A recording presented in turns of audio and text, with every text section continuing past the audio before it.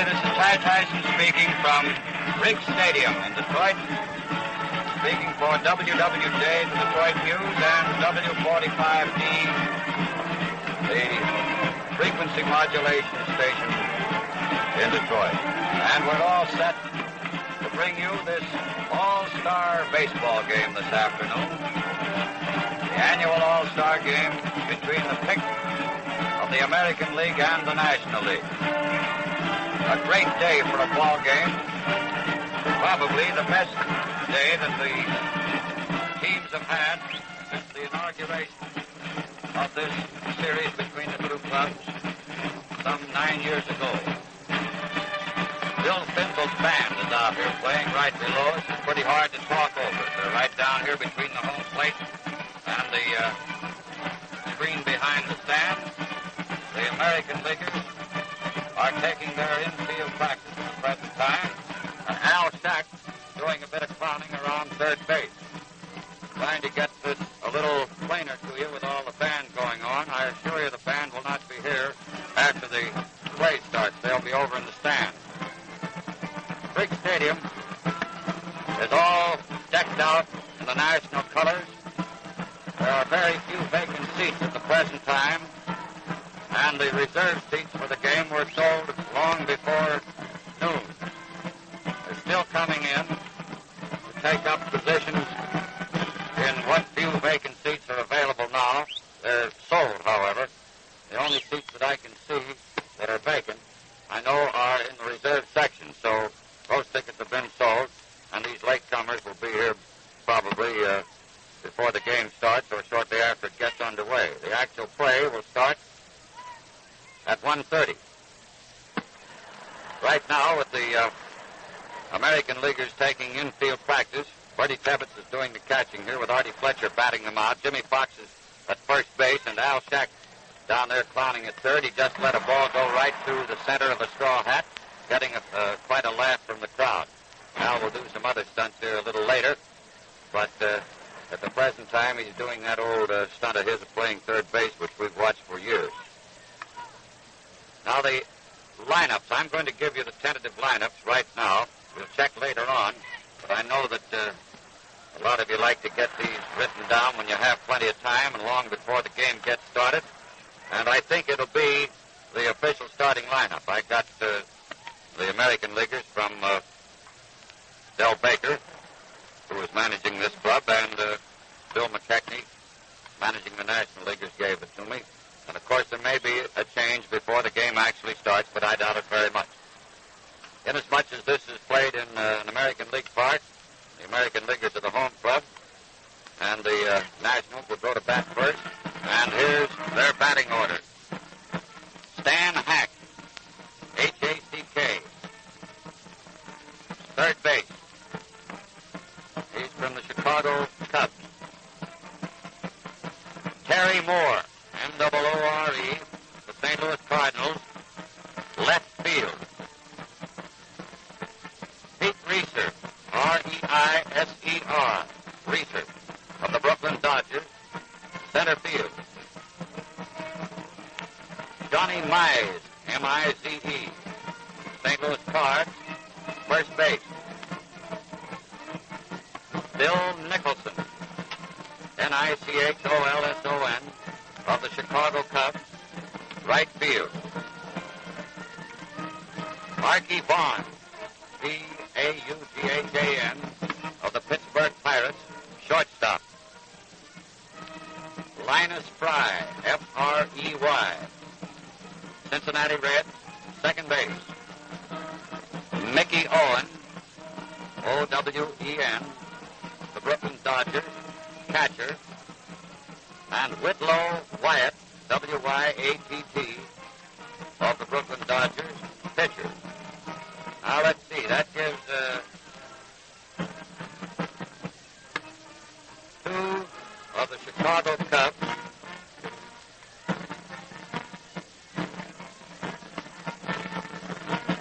Two of the St. Louis Cardinals.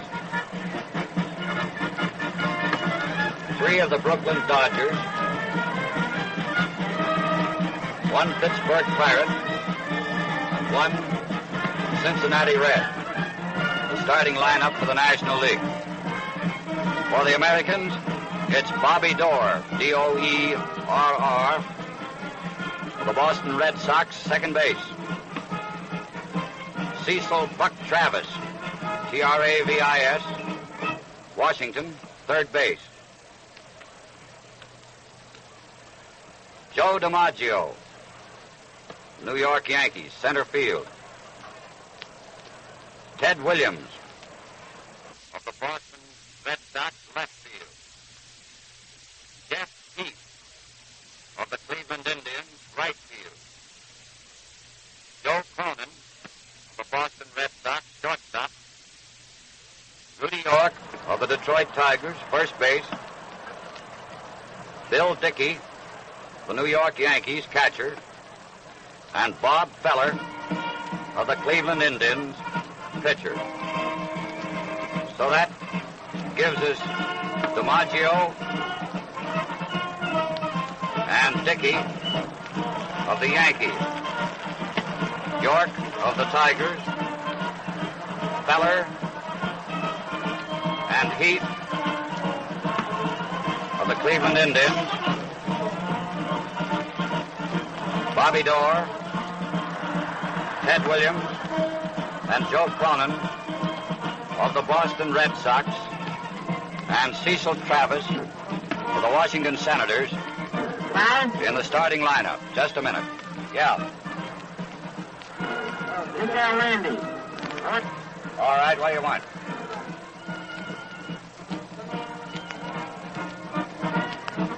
Al Schacht has now gone out on the pitcher's mound.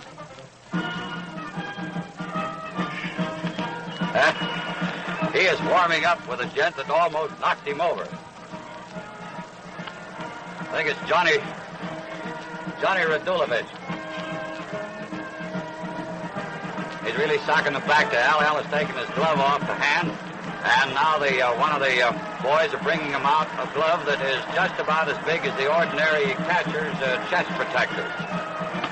Not quite as big as the ones that the umpires use, but maybe Al will do a little better later on. Winding up, you can't even see from, a little below his shoulders. He's entirely covered from there up by this mitt. He's lost out there. He's facing the center field as he starts winding again. Now he turns around. He heaves this one in. The ball. Catcher shakes his head and throws it back awfully hard.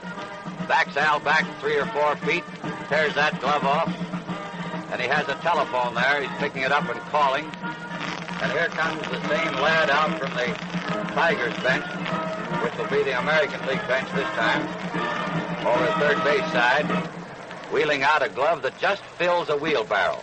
And it's a good-sized wheelbarrow, not a toy barrow, the kind that Neil Conway uses out here to keep the field in good shape.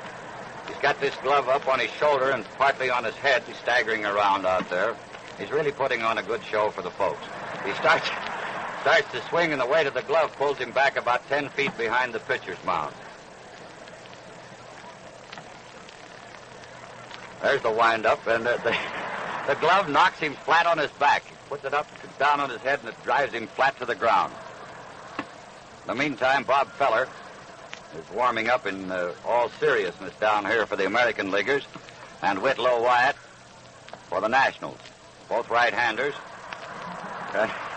Schacht is down on the ground. This catcher threw the ball back just over his head, clear out into center field.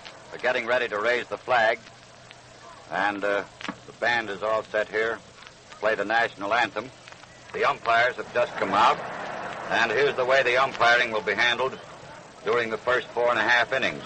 Bill Summers of the American League.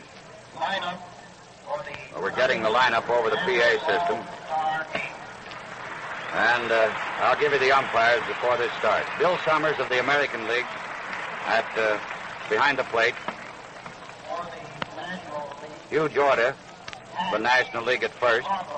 Bill Grieve of the American League at second. And Babe Pinelli of the National League at third. And incidentally, Babe Pinelli played third base here in Detroit 1920. So he's starting this all-star game as umpiring at the same spot.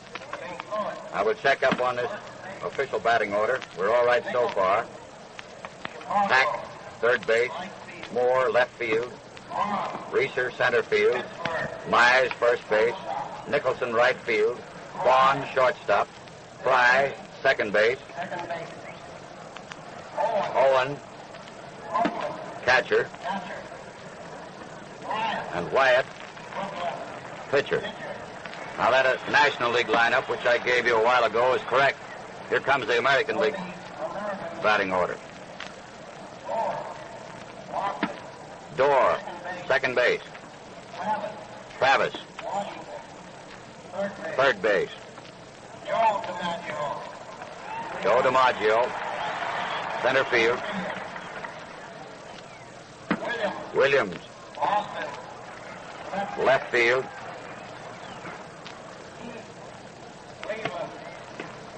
Heath, right field. Cronin, shortstop. York, first base.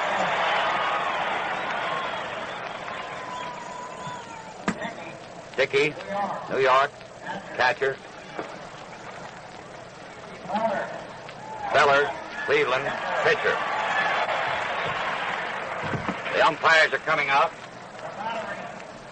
and it won't be long until this all-star game is actually on the way. In the 8 previous games, 10 home runs were made in these all-star contests, 5 by each league, so they're all even as far as that's concerned. Only Frankie Frisch of the Cardinals and Lou Gehrig of the Yankees produced more than one. Frisch hit for the circuit in the inaugural game in 1933 and repeated in 1934. Gehrig made a home run in 1936 and another in 37. Now, others that may get a home run today are Joe DiMaggio, who hit one in 1939. Jimmy Fox, when playing with the Athletics, hit one in 1935.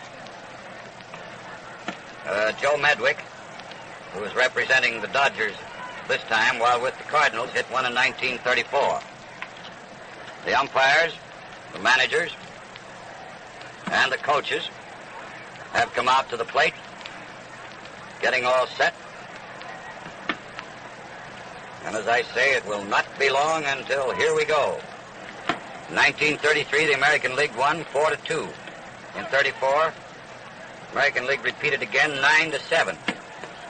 And again in 35, they won 4-1. Everybody up, national anthem.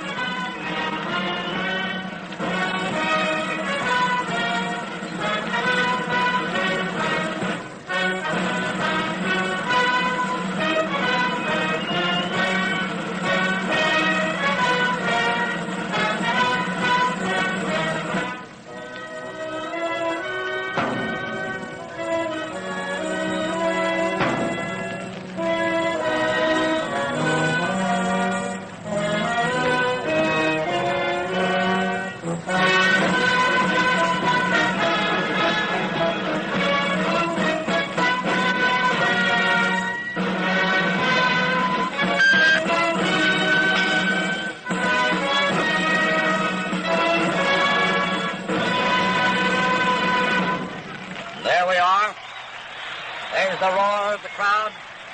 The band gets away from here. And it won't be long, continuing with this record of the All-Star Games. After the Americans had won again 8-3 in 1937 for 5 straight victories, the Nationals have won the last 3, or have won 2. In 1938, Nationals won 4-1. In 39, the Americans won 3-1. And in 40, the Nationals won 4-1. The Nationals also won in 36. Pardon, that was an error there. 4-3 in 1936. So the American League has the edge of 5-3 so far. Umpire Bill Summers, the plate umpire, first half of this game is yelling, "Come on, boys, get the field clear to photographers and paraphernalia. Bring the lads out. It's just about 1:30. And Commissioner Landis, Presidents Harridge and Frick of the 2 leagues want to get this thing started right on time. A lot of old ball players here today in this crowd of over 50,000. The oldest one, at least the oldest one that I have any recollection of, any knowledge of being here, is Bobby Lowe. Bobby's over 70, and he was a great hitter in his time. He's out here, he lives in Detroit, he's enjoying it. There go the American Leaguers out on the field. York at first base of the Detroit Tigers. Bobby Dorr, the Boston Red Sox at second. Joe Cronin of the Red Sox at third. Cecil Buck Travis, Cronin. Cecil Buck Travis of the Senators at third. Ted Williams of the Boston Red Sox in left field. Joe DiMaggio of the Yankees in center field. And Jeff Heath of the Cleveland Indians in right field. And out there pouring in the ball to Bill Dickey behind the plate is Bob Feller, Cleveland Indians ace right-hander with 16 victories as against 4 defeats. Now, the rules of the game, the All-Star game, is that a pitcher works 3 innings. He can't work any more than 3 unless he happens to be the third pitcher in the game, and the game goes into extra innings. Then he dare stay in as long as the manager so desires. Umpire-in-chief Bill Summers is yelling something to Neil Conway, groundskeeper, to be sure and get a couple of these photographers out of the way that are down beyond the American League dugout opposite third base. Stan Hack, left-handed batter, third baseman of the Chicago Cubs, is first man up in this ball game. The National Leaguers are wearing their road uniforms, so they're quite colorful, different ones. Feller's first pitch, a fastball on the inside corner around his knees for a called strike. The Cubs have a sort of a silky-looking uniform, light blue pants with a white stripe down the seam, same color shirt, sort of a jersey effect with dark blue sleeves, white shoulder pads, and a red stripe around the sleeve just above the elbow, and a blue cap, rather colorful. Feller just broke another fast one in there for the second called strike on Hack. Hack is hitting in the neighborhood of .310 for the season. The count is 2-0. Feller starts that wind-up. Here's the pitch, and it's a low breaking curve inside, close to the batter's feet for ball 1. 2 strikes, 1 ball.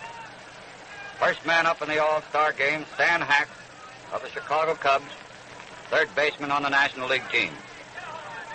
We have a strong breeze blowing from the outfield right into the plate. There's the windup for the next one, and Hack swings on a curveball that dropped down in the dirt. Dickey digging that out of the dirt. Feller not relying on the fastball to blow by that time, but a beautiful curve. 1 out.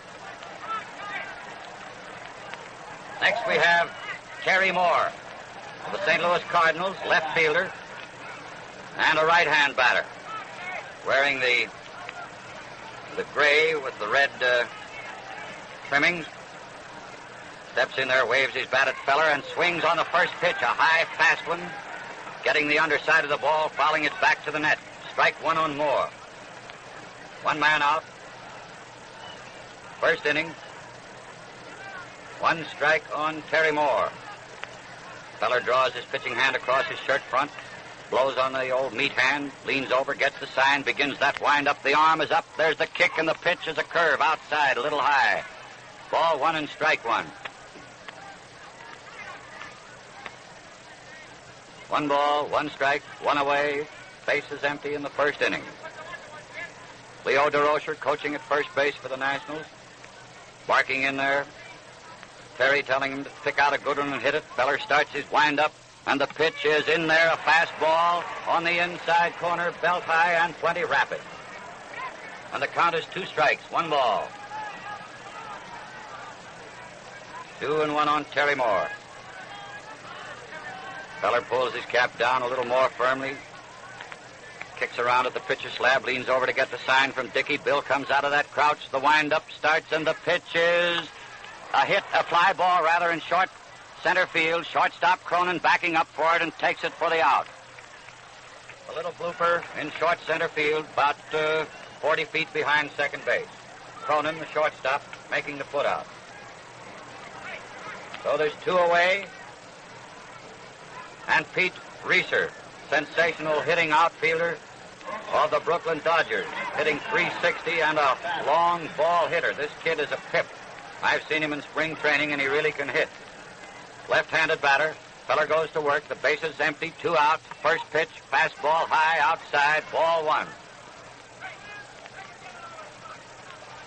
He works for DeRocher, and DeRocher hollered, "Hey," and he looked around. He says, "Make him get it over and then sock it." 1 ball to count. 2 men out. Base is empty. Dickey comes out of that crouch. Feller starts his windup, then begins all over again. There's the motion. The pitch is a fastball around the batter's knees for a called strike. The count is 1-1 on Reeser. Brooklyn Dodgers road uniforms are gray, blue stockings and blue caps, blue letters. The count is 1-1. Feller has the sign. There's the motion for the windup. They're playing Reeser straight ahead. Reeser bunts. Foul down the third baseline. And the count is 2 strikes and 1 ball. 2-1.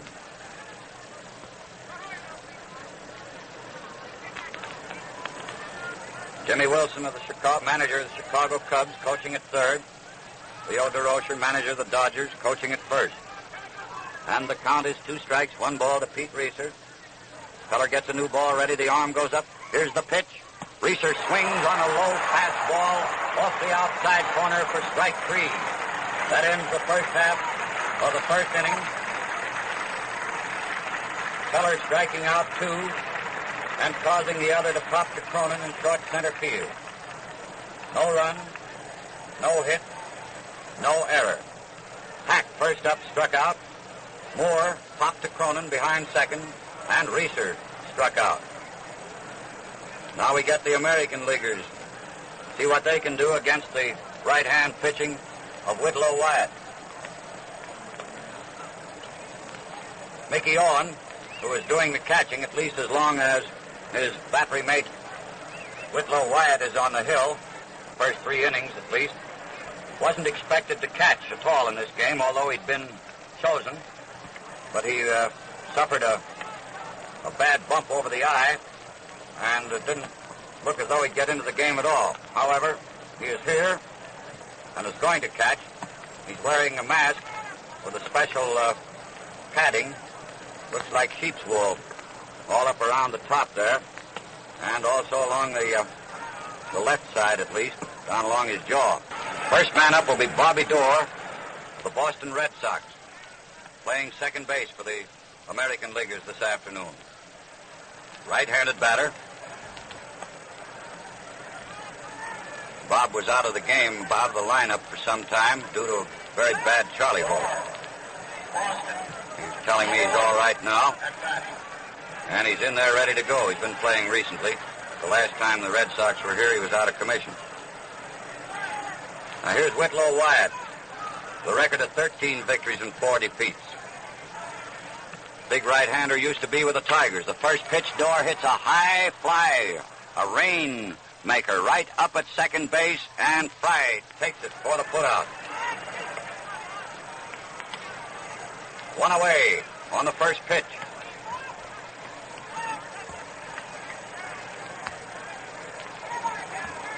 Next comes Cecil Travis,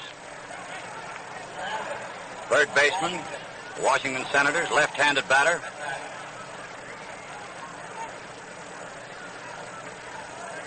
The American Leaguers all wearing the white uniforms, the home uniforms. Wyatt's arm goes up for the pitch. It's a curveball down in the dirt, ball 1. Boys are passing the ball around the infield a bit. Owen tossing it out to Hack. Hack gives it a rubbing up, then tosses it back to Wyatt. They're playing Travis just about straight away at that, except shortstop Archie Vaughn has moved over a little towards second. But the outfield is playing straight ahead, and the next pitch to Travis, a fastball on the outside corner, let her high for a called strike. Makes the count all even at 1-1. 1 strike, 1 ball. And the motion for the next one. Outside. Wyatt trying for that outside corner. Has missed with 2 pitches. He isn't very far outside, but just off. So the count is 2 balls, 1 strike. Taking his time, looking for the sign. Owen comes out of the crouch. There's the motion. And it's fouled into the upper deck, opposite third base. Souvenir ball. Strike two, and the count is 2-2 on Travis. He hit a fastball, a high, fast pitch. A little late getting around that time. 2 strikes, 2 balls. 1 man out, bases empty in the first, no score. Here's the pitch. Travis turns one around back here in the screen, right behind the plate. Foul ball. I can't see very many open spaces in Briggs Stadium right now. I would say right now there are over 50,000 in here. Wyatt gets a new ball, rubs it up a bit. Chews his gum, waiting for the sign. He already has it. Owen comes up. Here's the pitch. And there goes a drive to center field, coming in fast for it, and takes it for the putout is center fielder Pete Reiser, or Reiser. 2 men out, and a big hand being afforded Joe DiMaggio.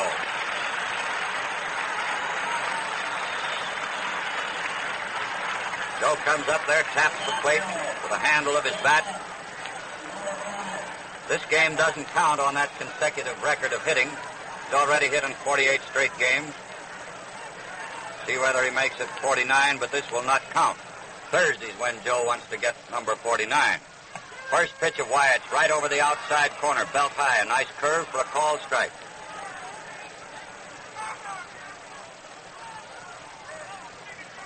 And they're playing Mr. DiMaggio plenty deep and shading him a little toward left field. The next pitch is a high fly, and third baseman Hack is coming over across the foul line as the wind blows it right into the third base coacher's box. He takes it for the putout. So each team retired in order in the first inning. No run, no hit, no error.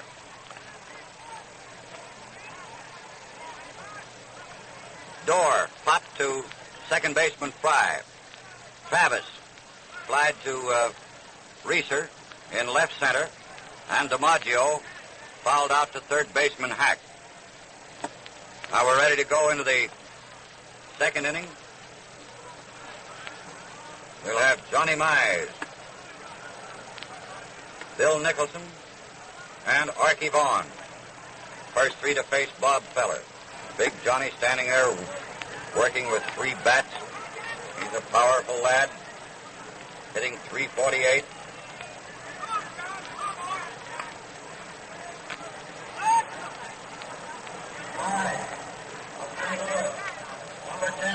Johnny Mize, Cardinal first baseman, left-handed batter.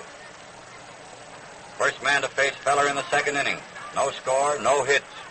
The windup. Feller's first pitch to Mize is a fastball outside for ball 1.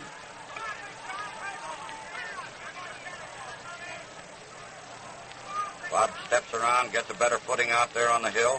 Field is in excellent playing condition. An ideal day, bright sun, little breeze. Next pitch, Mize hits a high fly to center field. DiMaggio playing perfect position, fades a couple of steps and takes it for an easy out. 1 down, and Bill Nicholson of the Chicago Cubs. Left hand hitting right fielder. Moving up in the spot just vacated by Mize.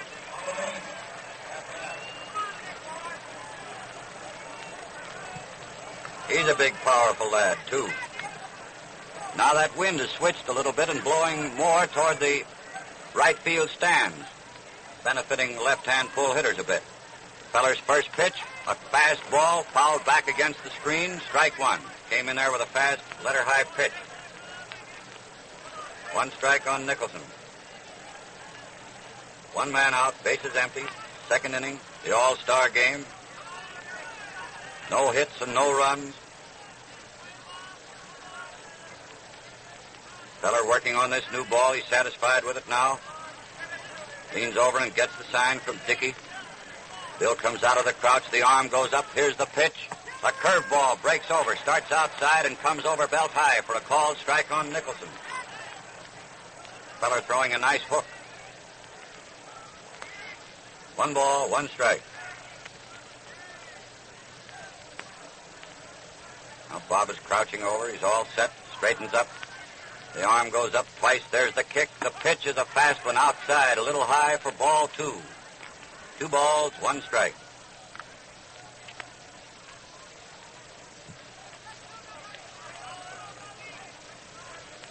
Two and one. Crowd pretty quiet. Very tense. Feller begins his motion. Here's the pitch. Outside again, another fastball, a little high and outside. 2 balls and 2 strikes. That DeRocher has plenty of voice, coaching down there at first base. Jimmy Wilson, manager of Nicholson, just gave him a sign. I don't know whether he's reading Feller or not. But at any rate, he gave him a sign. Now we'll see what happens. There's the windup. Here's the pitch.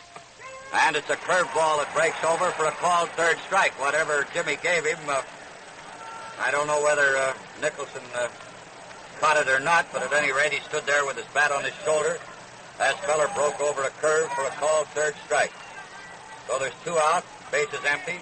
Archie Vaughn of the Pittsburgh Pirates, shortstop and left-hand batter coming up. 3 left-hand hitters in a row in this inning. That's 3 strikeouts for Feller. Of the first 5 men retired. First pitch is a high fly close to the foul line in left. Ted Williams is coming over fast for it. He's under it and takes it just as he crosses the foul line. Plenty high in left field, and the wind blowing toward right field helped keep that ball in where Williams could finally get up to it to make the catch. So that ends the second inning for the Nationals. No run, no hit, no error.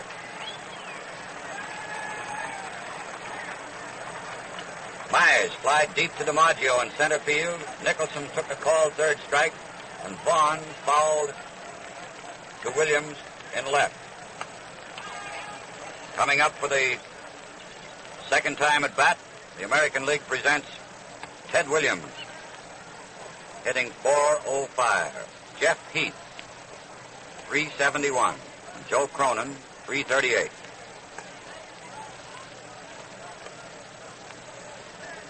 Williams is the only lad who has hit a ball over the roof of the third deck in this ballpark. It is quite a clout.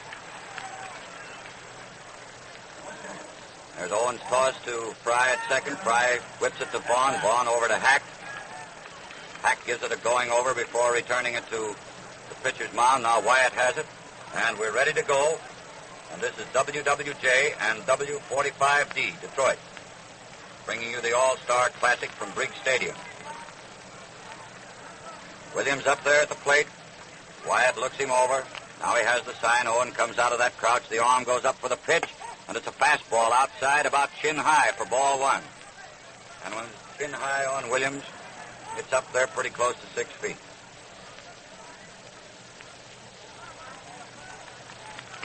They're playing Teddy well around toward right field. The defense. Next pitch, a curve, breaks over the plate, but too low.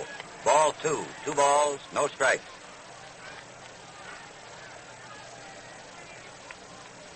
Two and nothing on Williams, leading off.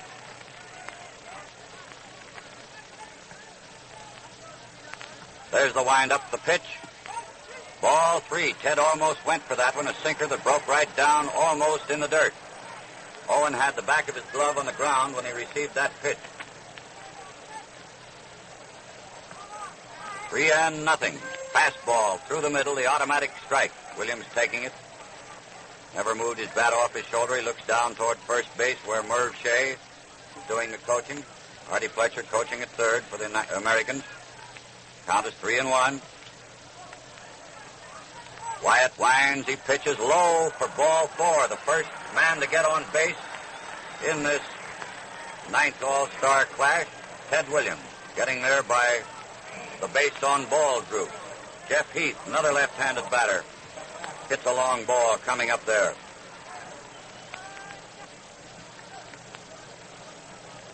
Heath of the Cleveland Indians, hitting .371. Williams on first, nobody out.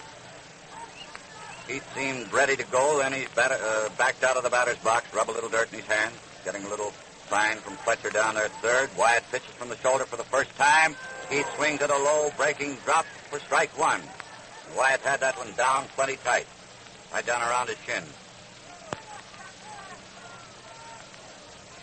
One strike on Heath. Williams taking a little lead, not much. Mize is holding him on pretty closely. There's a ground ball to second base. It looks like a double play. It is a double play from Fry to Vaughn to Mize. Looked like a cinch tailor-made double play when that ball left Heath's bat. Not very hard hit ball, and down toward second, which gave Fry a chance to come into the ball while running in toward second base. Vaughn coming across, taking the easy toss, then rifling it to Mize to complete the double play, and here comes Joe Cronin of the Boston Red Sox, right-hand batter, 2 out, and the bases empty in the second. Joe up there with his bat poised high in the air, waiting for that first pitch. And here it comes, and it's in there, too, a fastball, plenty fast on the inside corner about belt high. Called strike on Cronin.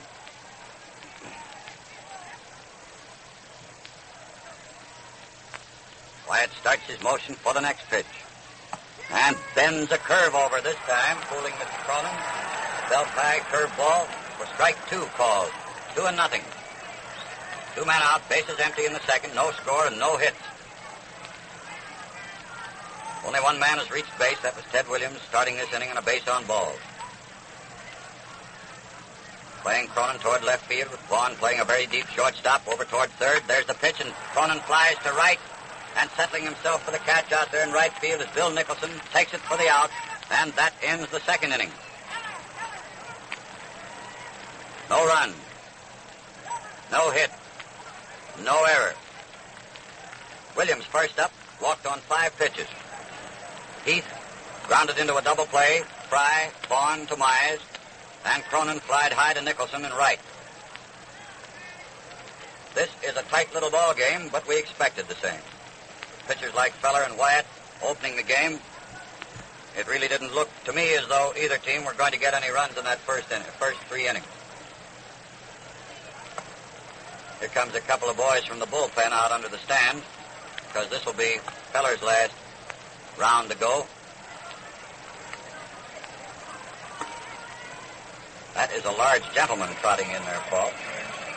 Big Paul. And when he carries a windbreaker just on half of his body, he looks much larger, doesn't he? Yeah, he looked pretty large against the Tigers in the last game. Last fall. So here we go. It's Linus Fry, first up for the National Leaguers. Cincinnati Reds, second baseman. Left-handed batter. Fry, Owen, and Wyatt. Unless they use a pinch hitter for Wyatt. Don't think they will, because Witt may pitch the third against the American Leaguers. Feller starts his windup, and the first pitch is way outside. Ball 1.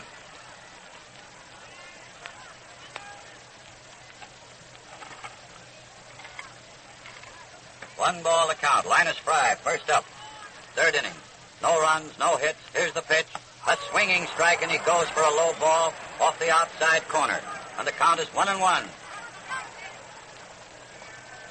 1 strike, 1 ball. Feller mopping his brow with his shirt sleeve. Now he's around, satisfied, getting the sign. Dickey's still in the crouch. Bill comes up. Bob starts his motion. The pitch. Ball 2, a little high, and a trifle outside to a left-handed batter.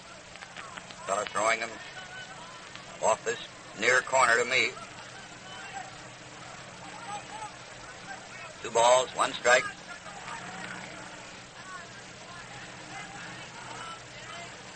And the motion for the next pitch. A foul down the first base line, right between the bag and the coach's box.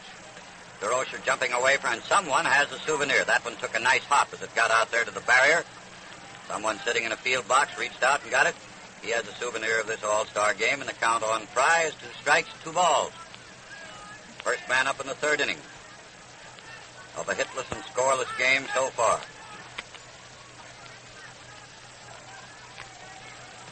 Feller steps around out there on the mound, smoothing the dirt a little bit where he comes down after delivering the pitch, get a better footing. Now he's in the hole ready to go. His arm goes up and down and up again. Here's the pitch. Fry lines A single to right field for the first hit of the ball game. Line drive, about 10 feet high, as it went through the infield, midway between first and second base. The first hit of the ball game, Linus Fry of the Cincinnati Reds. And here comes Mickey Owen, Brooklyn catcher. One man on, nobody out. The American Leaguers put the first man on in the second inning, but he was erased with a double play for the next batter. Now here's the National Leaguers have their first chance. Owen is a right-hand batter. Dickey comes up out of that crouch calling for the pitch. Feller pitching for the first time without a full wind-up. Lays the first one over, let her high for a called strike. One strike on Owen. Fry edges off first a bit. York is standing right on the bag. There he's caught between first and second. Throw to York and then to Cronin. And he's out. Feller, York to Cronin. Fry made his break too soon before Feller delivered the pitch and was an easy out. Feller, York to Cronin. One away. Now Feller can go back to that full windup. And that's a bad break for the Nationals. Time called. Owen starts to wander out of the batter's box as an airplane passed not over the field. He was off the beam this time, didn't fly right across the field. But it was a bit disconcerting. Mr. Owen didn't want to take his eye off one of Feller's pitches looking at that airplane. Mickey doesn't want to get hit in the head again. Here comes another plane. I don't know whether it'll stop for this one or not. It's coming right over, too. Here's the pitch, and there's a high fly to left field. Plenty of chance. Williams is galloping in slowly. He's under it now, waiting, and takes it for the out. Two away, and Wyatt is not going to pitch. We're going to have a pinch hitter for Wyatt. So with us all through after pitching 2 innings. Mel Ott. Mel Ott is batting for Wyatt. Ott is a left-handed batter that cocks his foot, lifts it off the ground before he swings. That front foot comes up, and the pitch is low, ball 1. Ott batting for Wyatt. Melvin is a pretty fair hitter, if anyone should ask you. He has 18 home runs to his credit, leading the older circuit.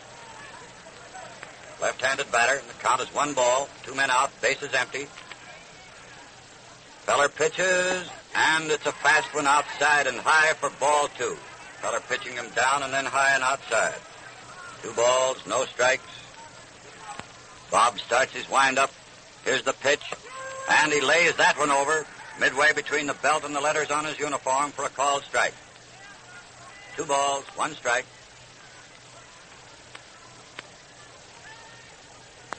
Lots of chatter out there in that American League club, talking it up to Feller. Bob Pierre's in there for the sign. Dickey's out of the crouch. The arm goes up, and the pitch is fouled. Back in the netting behind the plate for strike 2, making the count all even at 2-2. 2 strikes, 2 balls. 2 men out, bases empty, no score in this ball game. Feller getting a new ball in shape, has his glove tucked under his arm. Now he pulls it on, dries his pitching hand on his shirt front, leans over, comes up straight, begins his windup. Here's the pitch, and the pitch is outside for ball 3. So Ott will have a chance to look over a 3-2 pitch and make up his mind. I'm glad it's Ott, not me. 3-2. 1 hit has been made off Feller. He has fanned 3 and he's walked none. Now there's the windup. This is the pitch. Here she comes. And Ott strikes out, the bat slipping out of his hand, going clear up to first base. Dickey dropping the pitch, which was in the dirt, picked it up through to York, and that ends the 3rd inning for the National Leaguers. And Feller is all through after pitching his 3-inning score, allowing 1 single, no runs, struck out 4, and walked none.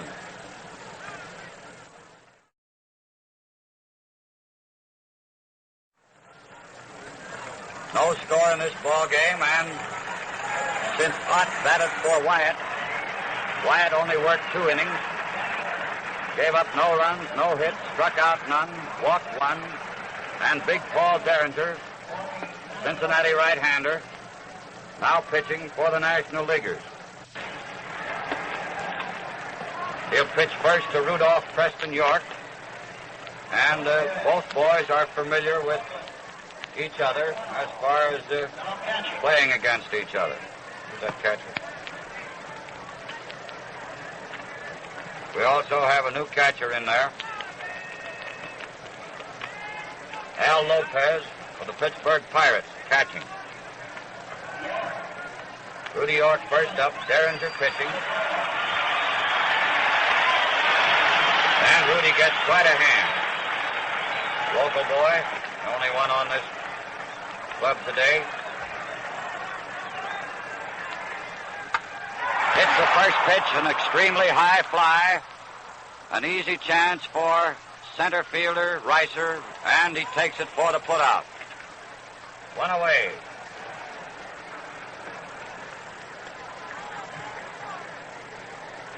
Next we have Bill Dickey, Yankee catcher, having a marvelously good year after a bad one last year. Bill has come back a long way this year, which is a big help to putting the Yanks up where they are. He's hitting .330, and last year Bill could hardly buy a base hit at this time of the season. First pitch to this left-hand batter is outside, ball 1.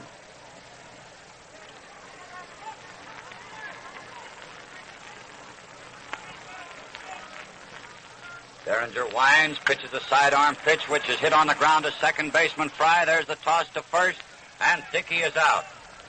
Fry to Myers.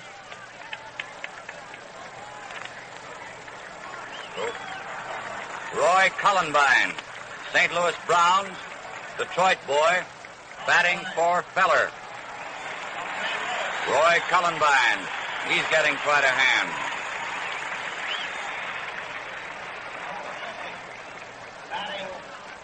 Left, he's a switch hitter, so he'll bat left-handed. 2 men are out. Base is empty. No score.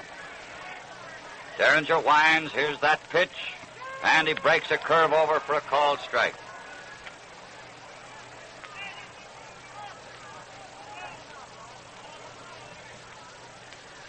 And the motion for the next one. A swinging strike. Fastball. He was a little late getting around on that. 2 strikes and nothing.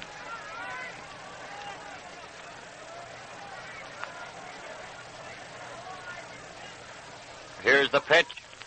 Cullenbine hits right back to the box, an easy bounder. Derringer grabs it, tosses to Myers. Cully is out, and that ends the 3rd inning. No run, no hit, no error. 3 scoreless innings in this 9th All-Star Classic. And now we get a new American League pitcher, and it looks to me very much as though it might be lefty Thornton Lee. The last time I saw lefty Thornton Lee, he was doing tricks to the Tigers here. He has won 10 games for the White Soxers.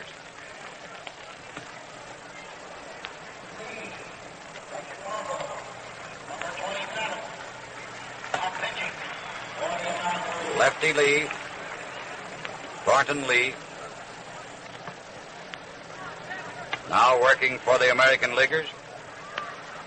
No score in the first 3 innings. This is WWJ and W45D Detroit. First man Lee will pitch to left-handed batting Stan Hack. First time around, Feller fanned Hack.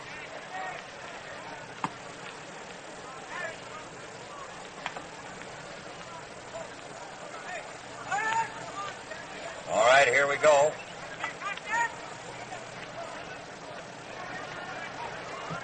Hack is in there, leading off in the 4th inning.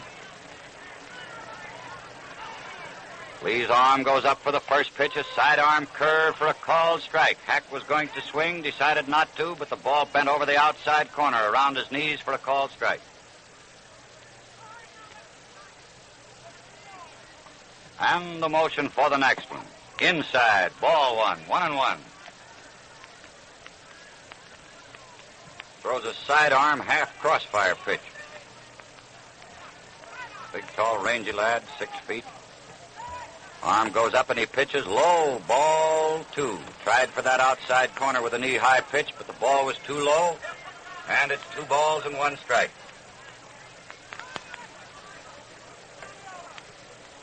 2-1. Ball 3. A little bit off the outside corner, up around the letters of the uniform. He shakes his head. He didn't think that should have been called a ball. That's the first time we've seen any of the pitchers question the pitch. That is, question the calling of a pitch. 3-1. He may have to come in with a fat one this time. He does for a called strike. Not too fat at that. Ball was down around the batter's knees. Hack preferred to play the string out. The count is 3-2. This is the pay ball. There's the windup. Here she comes. And it's socked on the ground for a hit. A single just out of the reach of Cronin. Tried for a backhand stop. Going over toward third base, but the shortstop couldn't get in front of it. And that's the second hit of the game, and the National Leaguers have both of them. Fry single to open the third inning. Hack single to open the fourth. Fry was trapped off first. And I imagine that Hack will play it a little safer, especially with a left-hand pitcher up there holding him on. Terry Moore fouled the first pitch into the crowd out beyond the National League dugout up first base way. Ball skipping around out there. Gave the fans something to laugh at. And umpire Summers tossed a new ball out to Lee. Now Hack takes a bit of a lead. Moore here, a right-hand batter. Hits to right field, a fly ball, and it's an easy chance for the put-out out there, taken by right fielder Heath. So there's one away. Hack remaining on first.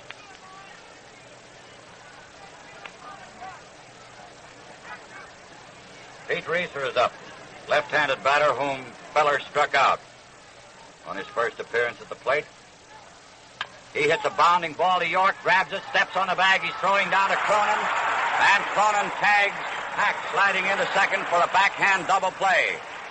An easy bounder to York, right at the bag. Rudy grabbed it, stepped on the bag, and whipped it to Cronin, putting it on to Hack as he slid for the bag, and that ends the fourth for the National Leaguers. They had to play that double play in reverse, and the runner at second had to be tagged.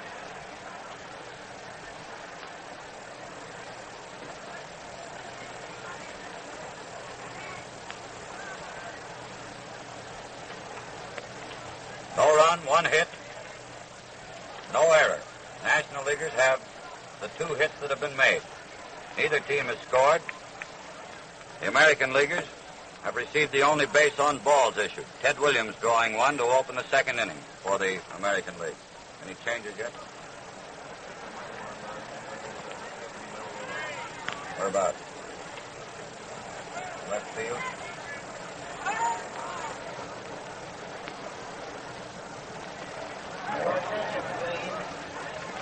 Elliott of Pittsburgh, number 8, now playing right field. Elliott, Bob Elliott of Pittsburgh, is playing right field for the National Leaguers now. And Bobby Dorr is first up for the Americans, fouls up into the stands behind third base for strike 1. He popped the second baseman the first time at bat.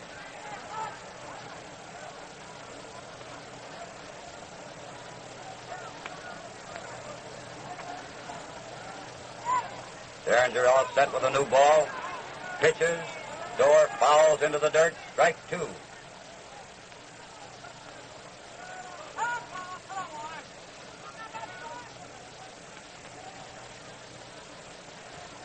Two strikes to nothing on Dorr. Derringer waiting out there with that new ball. Nods his head. Lopez comes out of the crouch. Here's the pitch. And it's socked on the ground to second baseman Fry. Picks it up. He didn't have to move for it and throws him out at first. So there's one away in the fourth. And Buck Travis coming up. Slide to center field the first time up. Left center.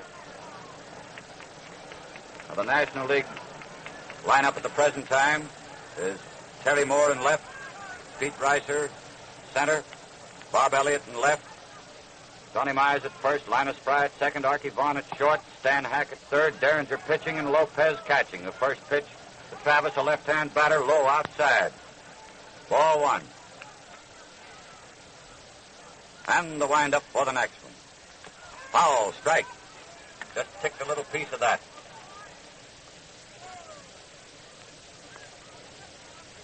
The white padding on the mask used by the National Leaguers. The catcher turns around. He looks sort of like one of these white-faced monkeys. There's a drive to left center field, and it looks as though it's in there for a hit.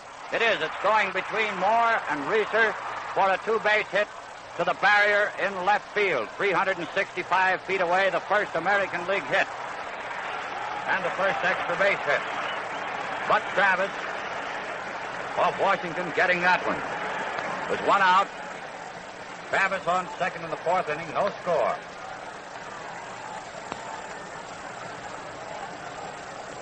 And that was a clean double. There was no chance for either Moore or Reeser to get in front of it. And here comes Joe DiMaggio.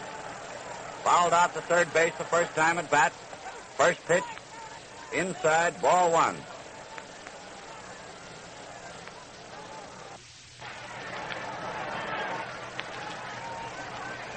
This is the first time anyone has got to be on first base.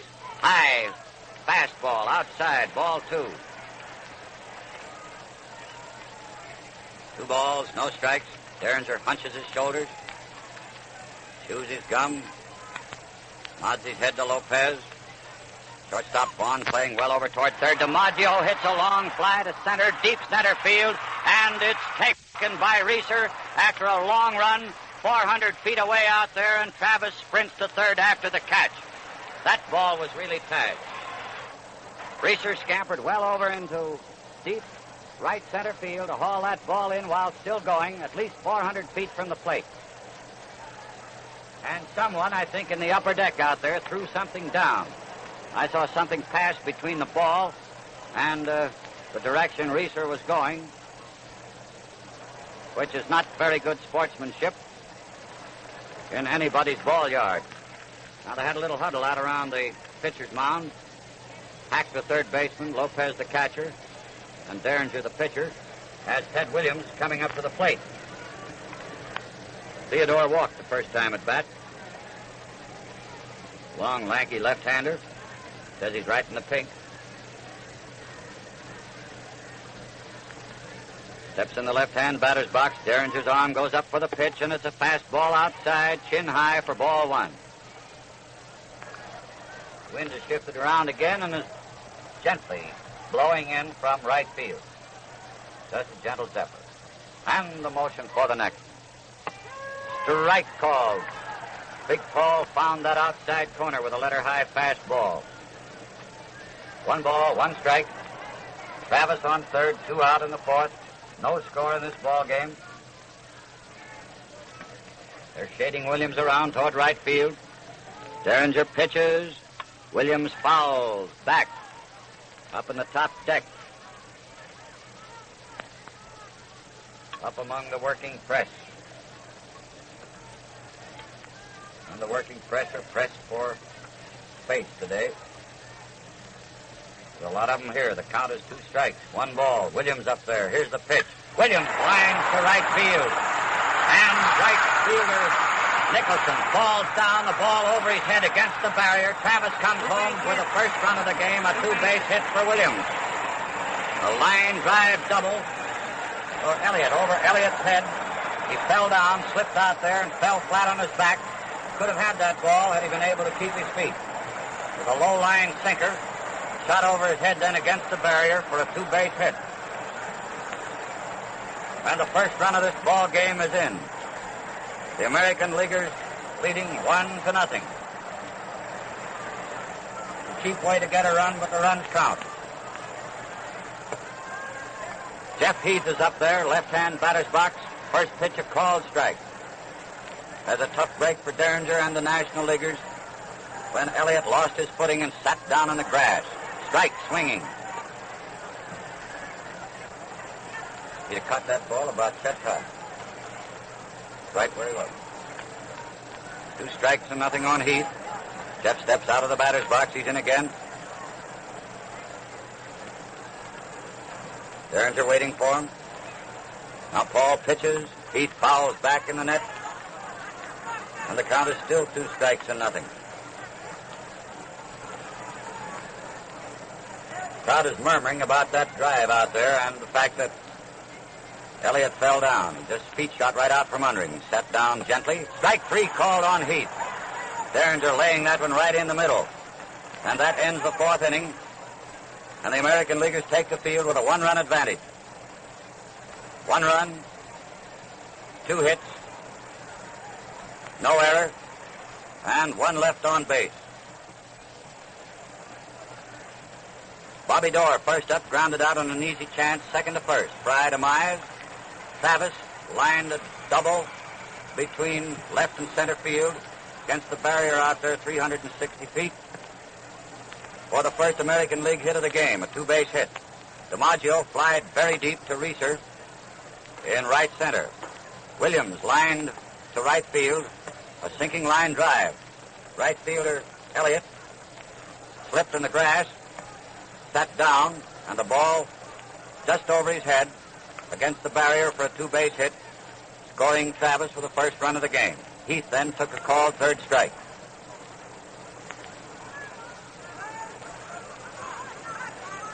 So there you are, 1 run, 2 hits, no error. Each team has made 2 hits, and the American Leaguers have the 1 run that's been scored. Mize, first up, starting the 4th, 5th inning, rolls to York for an unassisted putout.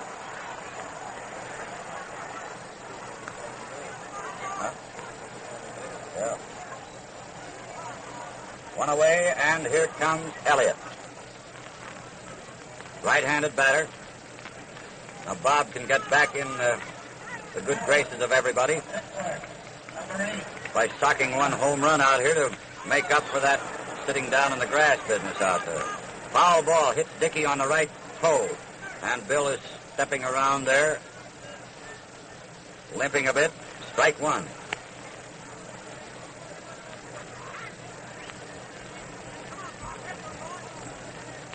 One strike on Elliott. Lee's arm goes up. He pitches. A fastball down toward third. Travis comes up with a nice stop and throws him out at first. 2 away. Bases empty. Archie Vaughn, the Pittsburgh Pirates, shortstop in this game for the National Leaguers, tried to left field the first time up. Moves in there in the left-hand batter's box. Lee starts his wind-up motion. Here's the pitch. And a wide sweeping curve outside. Ball 1.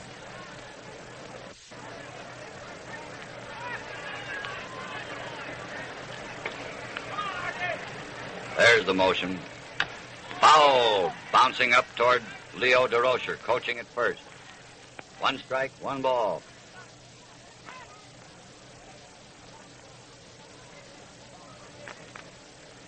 One strike, 1 ball. 2 men out in the 5th. American Leaguers leading 1-0. Lee pitches a curveball outside for ball 2.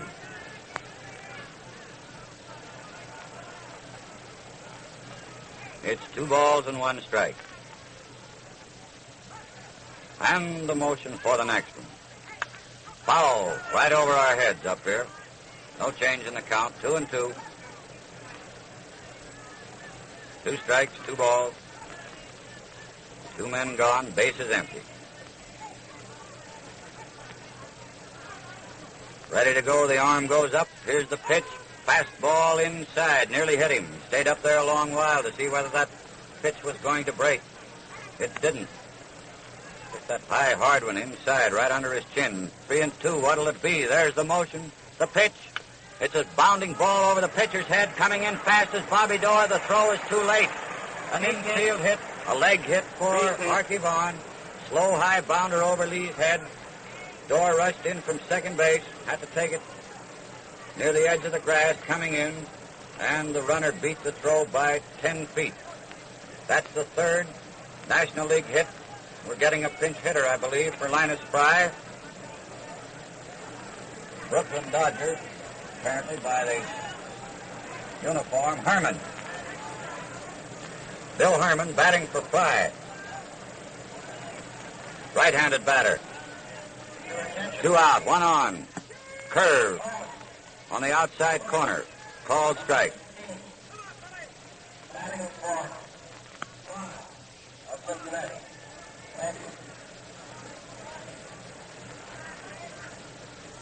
One strike on Herman. Fastball, high, ball 1. 1-1.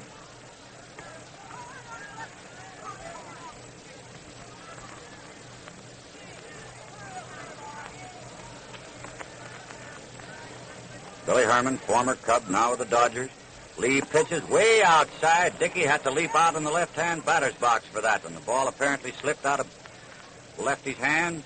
Bill is carrying it back to him, now tosses it to him with a word of encouragement. Comes back behind the plate. The count is 2 balls and 1 strike. Tying runners on first. Marky Vaughn, 2 men out. Billy Herman batting for Linus Fry. Lee pitches. Herman swings and misses. Strike 2. Missed a fastball that was outside. I think he was looking for a curve. Thought that would bend into him. But it didn't.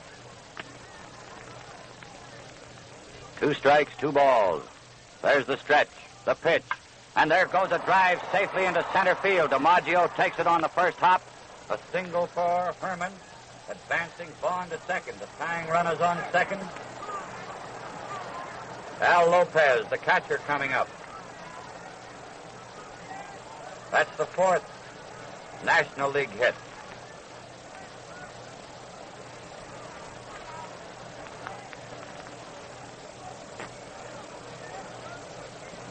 One hit off Feller. 3 off Lee.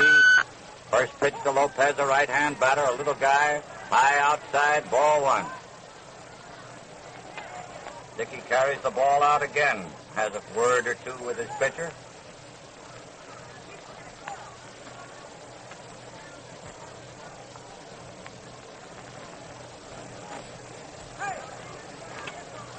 Runners on second and first, 1 away. Now Dickey's back there again. He's out of that crouch.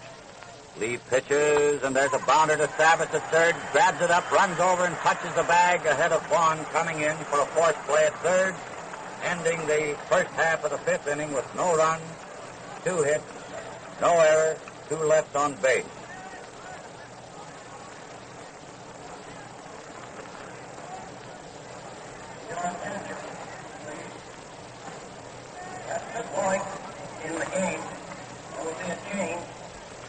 Now here we go for the recap of that inning, the 5th. Johnny Mize first up, grounded to York for an unassisted put out.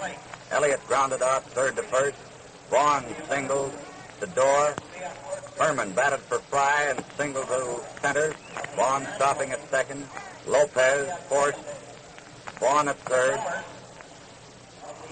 Travis unassisted. No run, 2 hits, no error, 2 left. Now we have a change in the umpires. Probably a change in some of the lineup, too. I don't know. Herman, who batted for Fry, is now playing second base for the National League, and Bucky Walters pitching for the National League. The score is 1-0 in favor of the American League, with the American All-Stars coming up for their turn at bat in the 5th. Number 31. Number 16.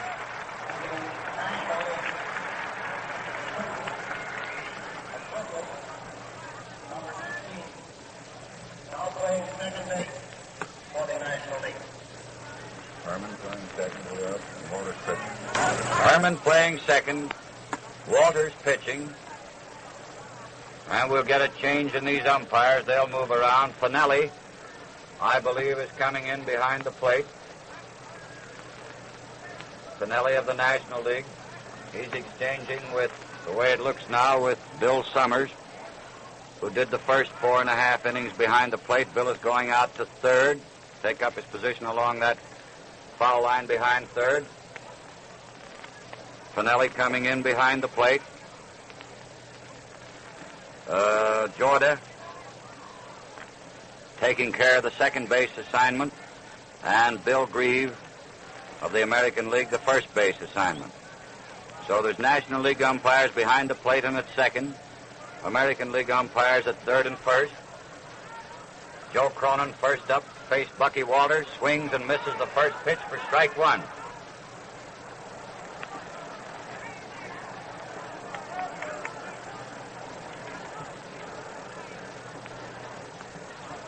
And the motion for the next one. Fastball inside. One strike, one ball. Cronin fouls up in the third deck. Strike two. Two strikes, one ball. Pinelli stands off with a right-hand batter up there. Stands a bit as we're facing the diamond. Stands a bit to the left of the catcher and crouches right down with him. He really can see those pitches come in there. Another foul back upstairs.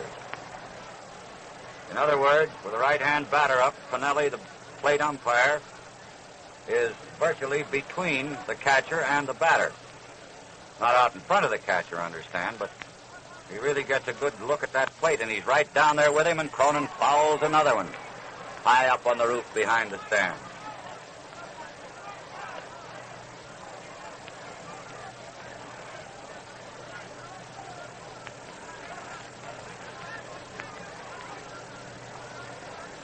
Two strikes and one ball. Cronin first up facing Bucky Walters, the right-hander, Cincinnati Red. Joe fouls another one back in the screen. Tossing a new ball out each time. This one goes out to Stan Hack, the third baseman. He's giving it a going over, then passing it back to Walters. Cronin flied to right field the first time up. Walters looks him over, begins that motion. Here she comes.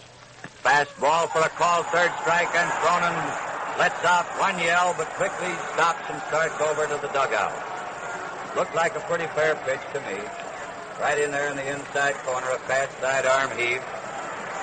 About felt high for a called third strike. Rudy York coming up. Rudy flied to center field, a towering fly the first time up on the first pitch.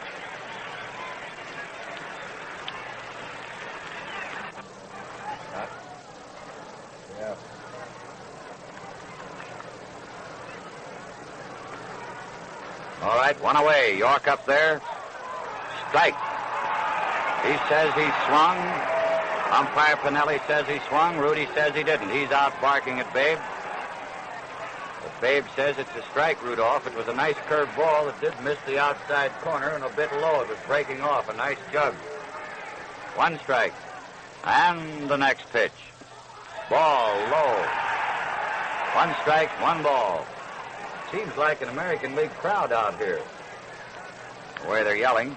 It's a good ball game. Whoever you're for. Ball two. Low and inside.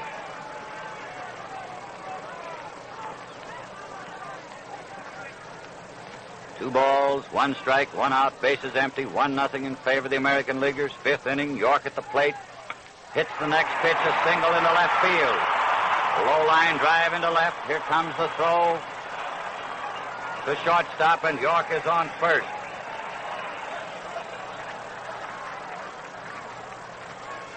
One man out. Rudy on first. Bill Dickey, the batter. That's the third American League hit. Cecil Travis, Ted Williams have doubles, York a single. Derringer worked 2 innings, gave up 1 run, 2 hits, struck out 1 and walked none. 1 gone, York on first. Dickey up there in the left-hand batter's box. First pitch is a spin going down the left field line. York is stopping at second. Dickey rounds first, and now he comes back when he sees that York pulled up at second. Pretty fast fielding out there by Terry Moore, and they know that Terry has a good arm also. And Artie Fletcher coaching at third, knowing Moore's arm and York's rather lack of speed. Rudy is no flash on the bases. Held him at second. Dickey had made a wide turn of first and was halfway down to second. Had York not been ahead of him, it would have been an easy double, of course, for Dickey. But they had to play this safe. Chances are York would have been thrown out trying for third.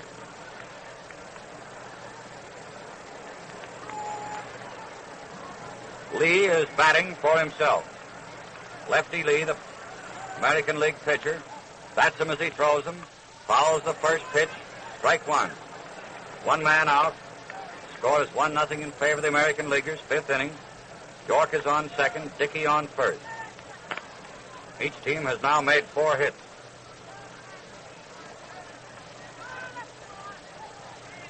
Walters takes his stretch. There's the clutch and the pitch. A swinging strike. Lefty went for one that was low and outside. A fast ball. 2 strikes, no balls. The high stretch, the clutch. He pitches. Lee fouls right over our heads. New ball tossed in the game. Count 2 strikes, no balls. Finelli moving over now with the left-hand batter up there. He's to the right of catcher Lopez. Squats down with him to get this pitch. And Lee drives a fly ball to Reeser in left center. A nice running catch, and York is going for third. Here comes the throw. A good throw, but too late. And York takes third after the catch. Dickey remaining on first. Reeser ran well over into left center for that one. A well-hit ball. 2 men are out. And Bobby Dorr comes up. Has popped to second base. Grounded to second. Right-handed batter.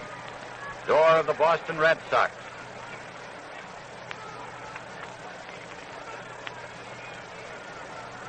Two gone.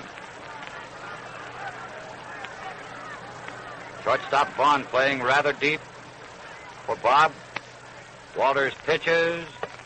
Fastball on the inside corner, letter high for a called strike. Score is 1-0, remember, in favor of the American Leaguers. 2 out, 2 on. Dorr fouls going into the stands out left field way. Strike 2.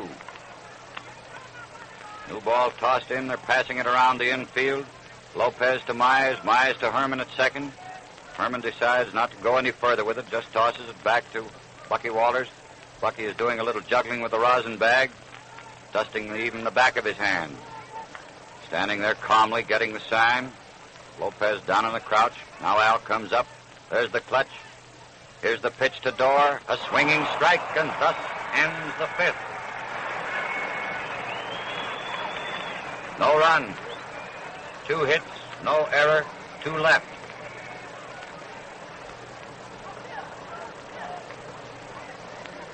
And that gave Walters 2 strikeouts in that inning. The American Leaguers also made 2 hits. Cronin, first up, was called out on strikes. York single to left. Dickey also single to left. York stopping at second. Lee hit a long fly to center fielder Reeser, who made the catch over in left center. And then York took third after the catch. And Dorr struck out to end the 5th. The score still 1-0 in favor of the American Leaguers. Each team has made 4 hits. The American Leaguers have had 3 left on base. The Nationals 2.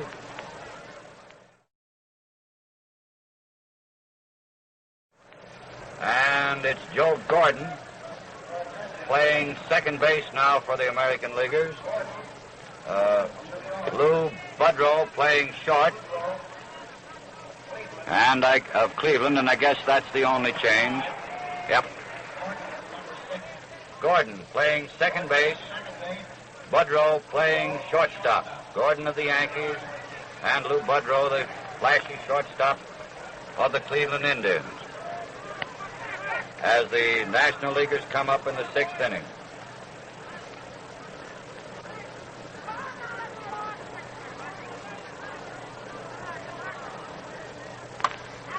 First man up, sucks that first one down the line into third, along the left field line, and he's going for 2 bases on that pitch. 2 bases. It's Bucky Walters, the pitcher. That's the way to hit him when you're pitching. The tying run on second on Walters' double. Down that left field line on the first pitch.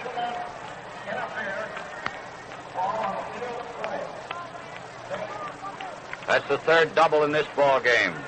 Walters on second with a tying run. Stan Hack coming up. Left-handed batter. Lee toes the rubber. There's the stretch, the clutch, and the pitch. It's bunted toward third. Lee fields the ball, whips it to York. A sacrifice, advancing Walters to third. One man out on the tying run on third.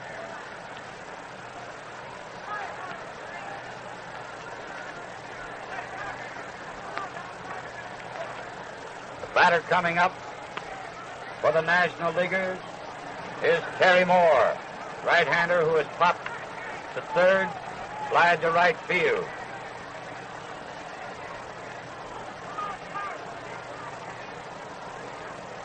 Lee goes into a full windup. The infield playing shallow. A long fly to left. Williams backing up. Takes it for the putout, and here comes Walters streaking home with a tying run. Williams shot a nice throw in there. A perfect peg, but he had to throw clear from the barrier in left field. So it's all even, boys and girls. That's one run. The bases empty and two men out in the sixth inning. Walters, Bucky Walters, the pitcher. For the Nationals, opened with a double. Took third on Hack's sacrifice. Lee to York. Then came home on Terry Moore's long lift to Williams and left. Heath Reeser is up, hits the first pitch, a high fly to right field. Jeff Heath is waiting under it, looking up at the sun. He drops it for a two-base error. Heath dropped that one for a two-base error. He was under it with plenty of time, looking up at that sun, and I guess apparently lost it at the last minute. The ball came into his glove and then popped out. The first error of the ball game. The score tied at one run. Reeser on second. Johnny Mize up.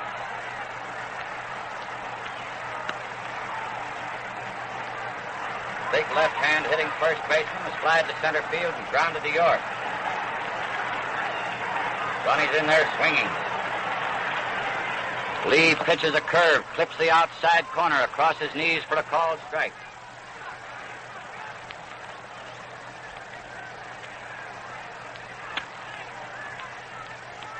And the stretch for the next one. Swinging strike, going for a low one.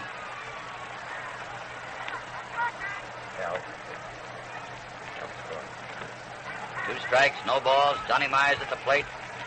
Pete Reeser on second. The score tied at one run. Sixth inning of this all-star game. Lefty Lee pitches a fastball a little low over the plate, but a little low, and Lee was on his way to the bench, and so was Dickey. Thought he had him on that one. Umpire Pinelli says, no, it's a ball, boys. Get back there and go to work. Two strikes, one ball. There's the clutch. The pitch.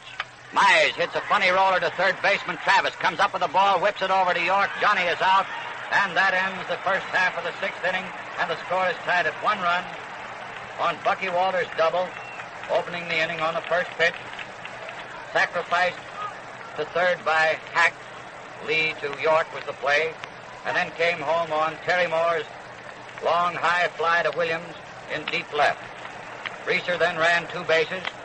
When Heath dropped his fly in right field, Mize ended the National League half of the inning, grounding out third to first, Travis to York.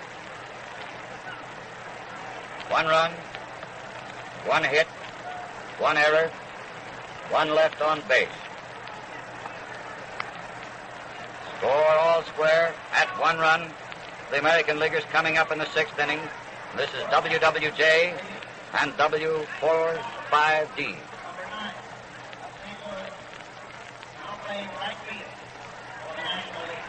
That. Give me a 9 in right field. Enos Slaughter, playing right field for the National Leaguers.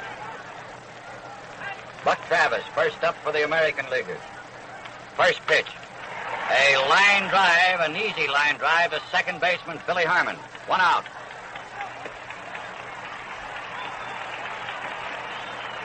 DiMaggio coming up.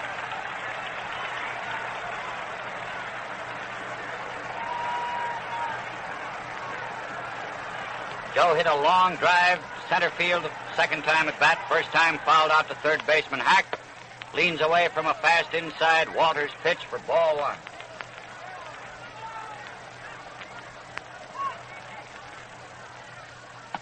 And the next one, inside and low, ball two.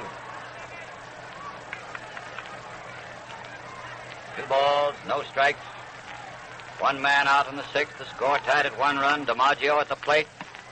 Joe takes a called strike, started to swing, let it go. It was down around his knees, and it's a called strike. Walters starts his windup. He pitches inside.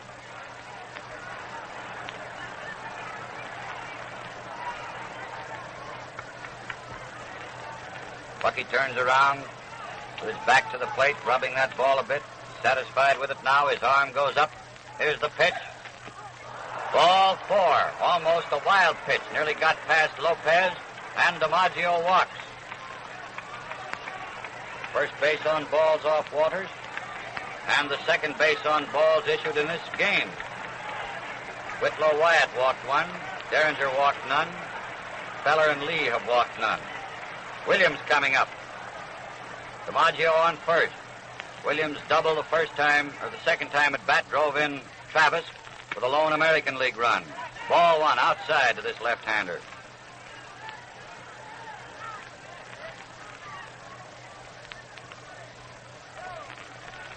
And the stretch for the next one. Williams fouls to Mervyn Shea, coaching at first. Took it on the first hop. Strike 1, ball 1.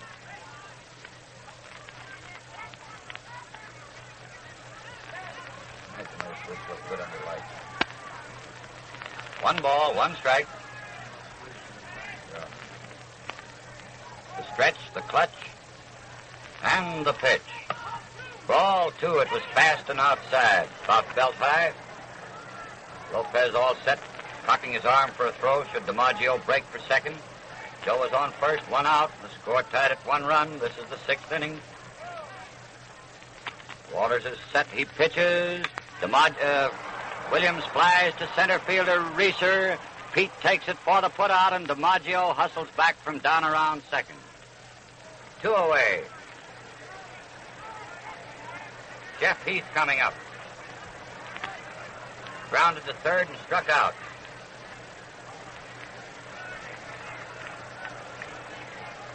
Grounded to second, rather, and struck out. Hit into a double play the first time up. Second time up was called out on strike. Bucky takes his stretch. He's ready. He pitches to this left-hander. A fastball high and outside. Ball 1.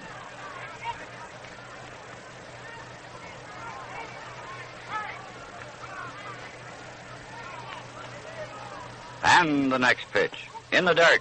Nice picking by Al Lopez, the catcher, digging that one right out of the dirt, causing the dust to blow all over Pinelli's nice blue uniform. 2 balls, no strikes.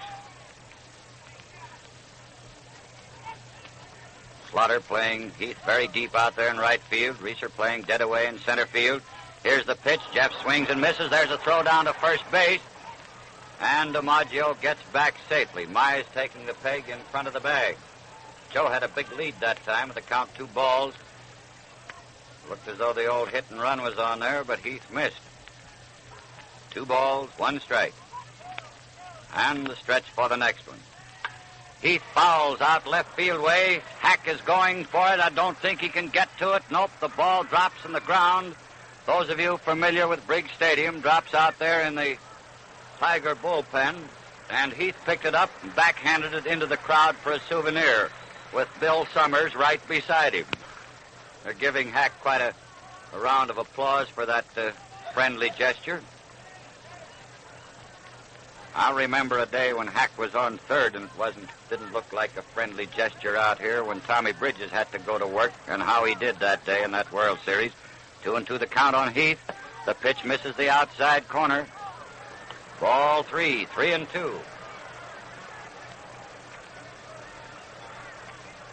2 men out, and Medwick and DiMaggio on first. There goes Joe. Here's the pitch. Outside. Ball 4. Heath rambles down to first. Second base on balls off Walters in this inning. DiMaggio moves to second. 2 men are out. And Lou Budrow, who has just replaced Cronin at shortstop. The Cleveland flashy shortstop is in there, bats them right-handed.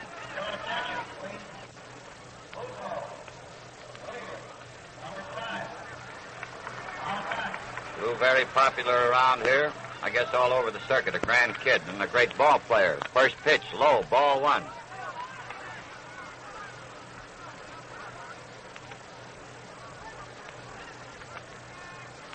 Two men on, two men out. DiMaggio on second, Heath on first.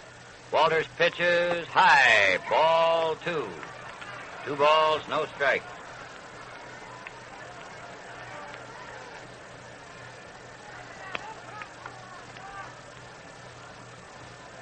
Lopez carries the ball halfway out to Walters. Now he's tossing it to him. Score tied at 1 run. 6th inning, 2 men out. Runners on second and first.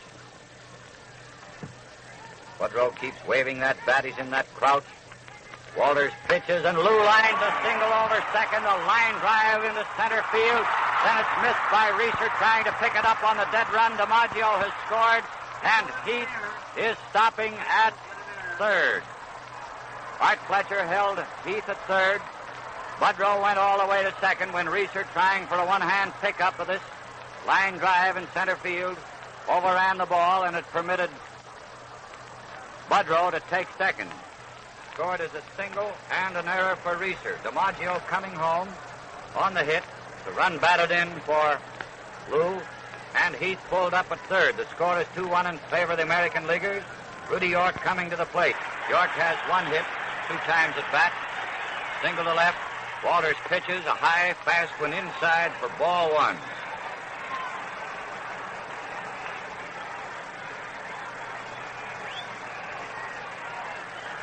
And the next one. Backs him away with another high, fast one inside. Ball 2.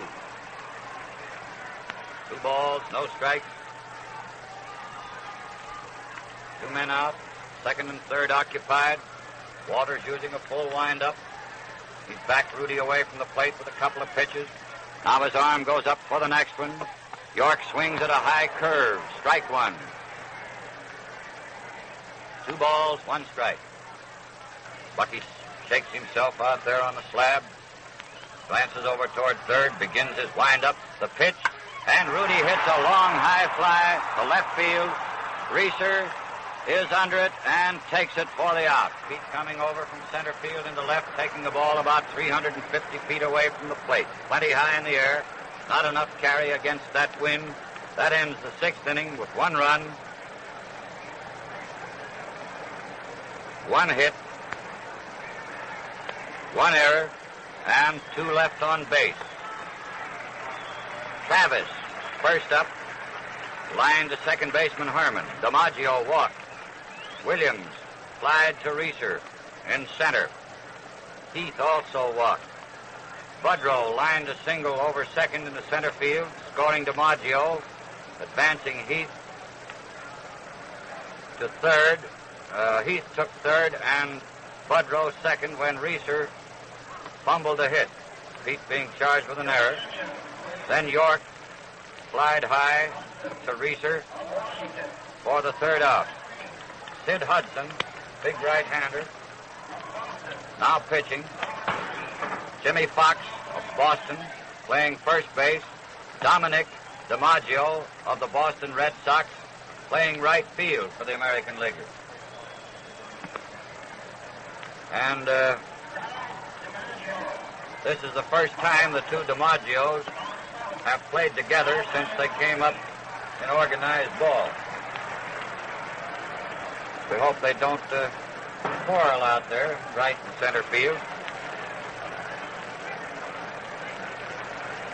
Going into the 7th inning, the score now 2-1 in favor of the American Leaguers. Now we get these changes.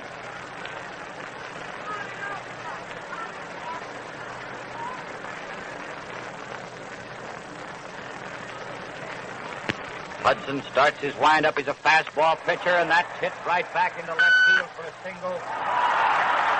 Fumbled by Williams. He falls down, comes up again, and he goes an extra base. 1 and 1. Single in an error. Archie Vaughn. Single in an error. Enos Slaughter, first man up for the National Leaguers. Tickled that first pitch of Sid Hudson for the Washington Senators, a single in the left, and when Williams slipped out there and fell down, Slaughter took an extra base on the error. Tying runners again on second, nobody out. Archie Vaughan coming up, left-handed batter. Budrow keeping the runner close to second. And just as Hudson was ready to pitch, Vaughan playing a little deep baseball there, backed out of the batter's box. Bill Dickey has gone out with the ball to talk to Sid. It's the kid's big moment.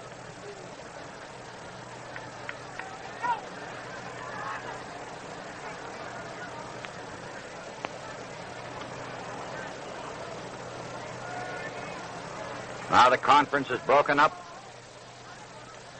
We're set to go. There's the stretch. And the pitch.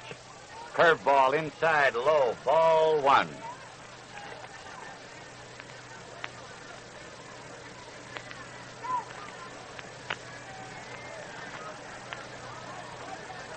One ball, no strikes, nobody out. Slaughter on second. There's a drive to right field. It's carrying high up, and it's a home run. The first home run of the ball game. Here comes some straw hats, and it's Archie Vaughan of the Pittsburgh Pirates homering in the upper deck of the right field stands, over 315 feet away, and putting the National Leaguers back in the lead as he drove Enos Slaughter across ahead of him. It's now 3-2 in favor of the National League and nobody out in the seventh inning. Mr. Vaughan really tickled that Hudson fast pitch, riding high up in there.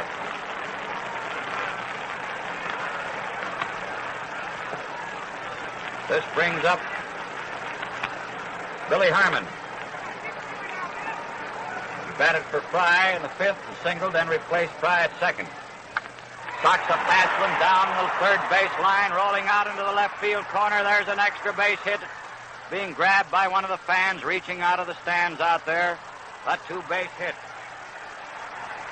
And these National Leaguers seem to care very kindly for the pitching slipped in here by Sid Hudson. A single, a home run, and double. The first three men to face him. With nobody out in the seventh.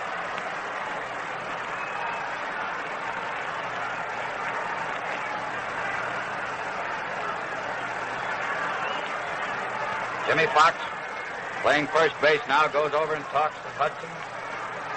Coming into the batter's box, right-hand hitting catcher Al Lopez. Sid pitches from the shoulder. Al bunts out in front of the plate. Dickey grabs it up and throws to Gordon, covering first for the put-out, a sacrifice hit.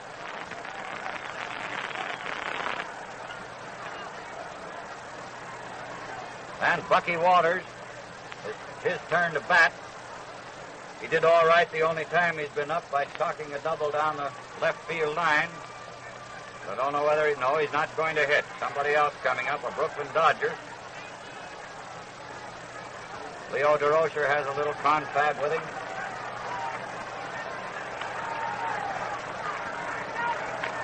Number 6, it's Joe Ducky Wacky Medwick. Ducky Medwick batting for Walters. Ducky had fun out here one time in the World Series when a member of the Cards. First pitch, right-handed batter, breaks over for a called strike.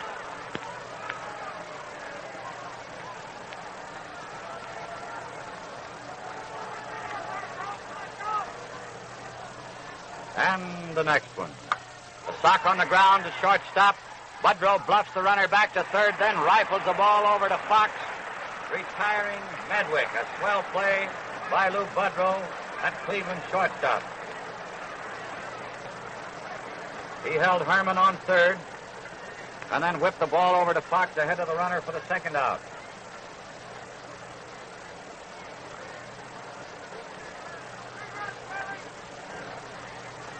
Dan Hack coming up, left-handed batter with one hit and two official times at bat. Herman on third, the score 3-2 in favor of the National Leaguers, seventh inning. Hudson starts his windup, pitches a fast ball low, ball one.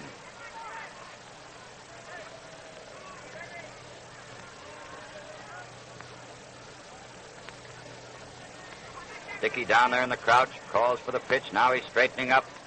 Sid delivers a curve. It's bunted, a surprise bunt, but it's foul over in the Tiger dugout, where the American Leaguers are huddling today behind third base. And the count on Hack is 1-1. The score is 3-2 in favor of the National League, seventh inning.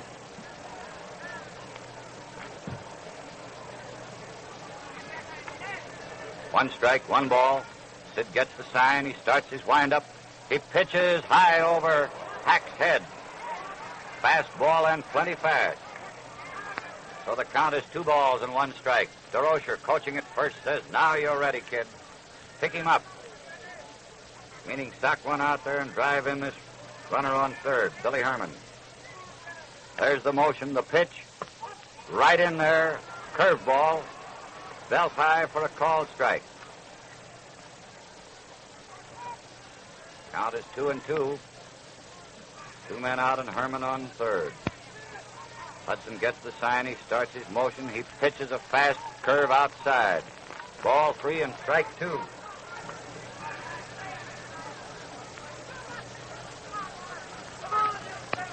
Three balls, 2 strikes. The motion, and the pitch is inside, a little high for ball 4. Hack walks, trots down to first, and this brings Terry Moore to the plate. Terry has popped to shortstop, slide to right, and a long fly to left field drove in the first National League run in that 6th inning. Right-handed batter, runners on first and third. Moore swings and misses the first pitch. Hudson dropping a curve in there pretty low.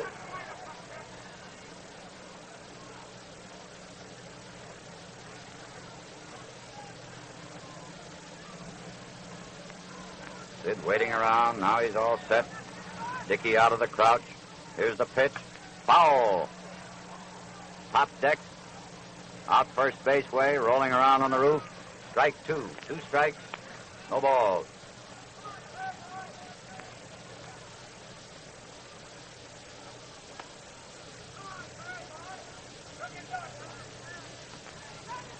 Two strikes, no balls.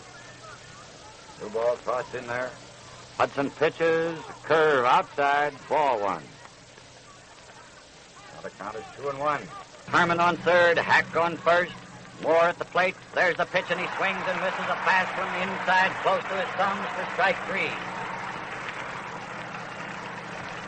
So that ends the 7th inning for the National Leaguers, in which they jumped in the lead by scoring 2 runs, made 3 hits, had 2 men left on base, and the American Leaguers made 1 error.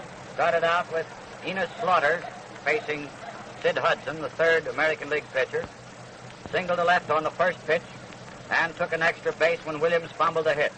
Archie Vaughn homered in the upper deck of the right field stands, scoring behind Slaughter to put the National Leaguers in the lead 3-2. Herman doubled down the left field line. Lopez sacrificed him to third. Dickey to Gordon, who covered first. Medwick batted for Walters, grounded out short to first. Budrow, the shortstop, holding Herman on third while throwing the runner out. Hack walked, and Moore struck out. Now we have the 4th National League pitcher coming in. Claude Passot of Chicago, the Chicago Cubs.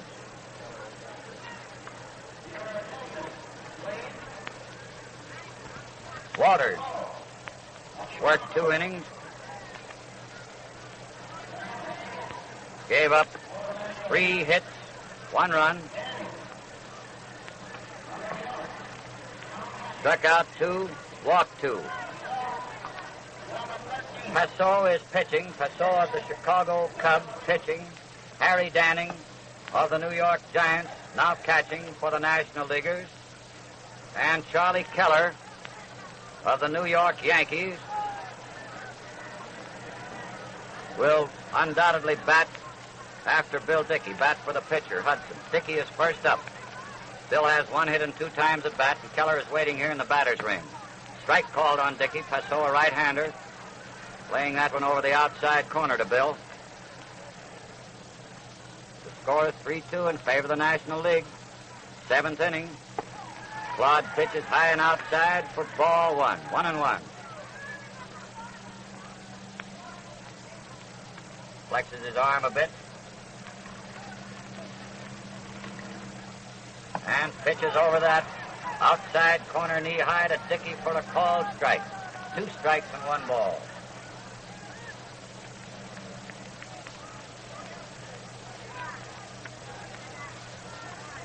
Two and 1. There's the windup. The pitch. Outside. Ball 2. 2-2. Harry the horse behind the plate. Big Harry Danning. Good catcher, good hitter. 2-2 the count on Dickey. A couple of pretty good catchers right there at the plate now. Dickey fouls into the dirt. Right on top of that pitch. And I think it hit Bill on the toe as it bounced up. He's leaning on the bat out there. That's the second time he's been hit on that right foot. He's limping around as he comes slowly back to the left-hand batter's box.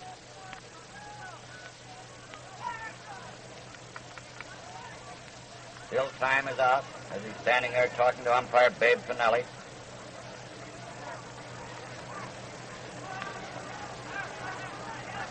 All right, I guess we're set. He's back in there. The count 2-2.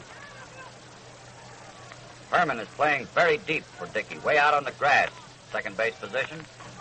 Passot starts his windup. He pitches. Dickey lines the third baseman Hack. Stan going in the air and spearing that ball as he was riding over behind third base, robbing Dickey of a 2-base hit, and Charlie Keller will bat for Hudson. Charlie Keller of the New York Yankees, left-handed batter, now batting for Sid Hudson.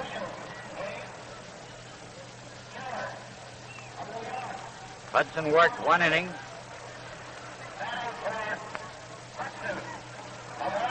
Gave up 2 runs, 3 hits,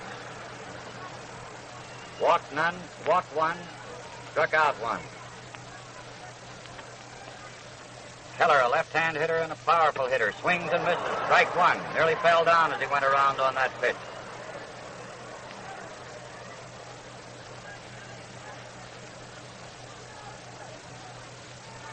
One man out, bases empty.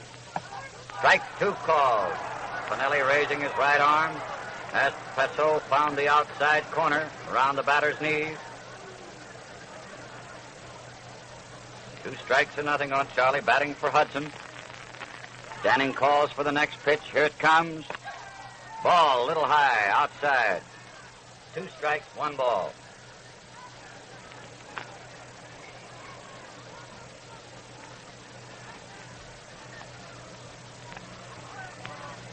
And the windup. Here's the pitch.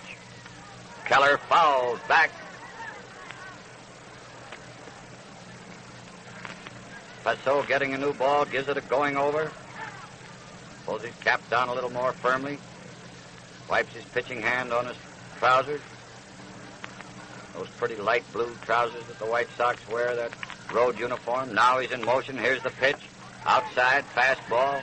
Up around the batter's eyes. Ball 2, 2-2. And the score is 3-2 in favor of the National Leaguers. 7th inning with 1 man out. Bases empty.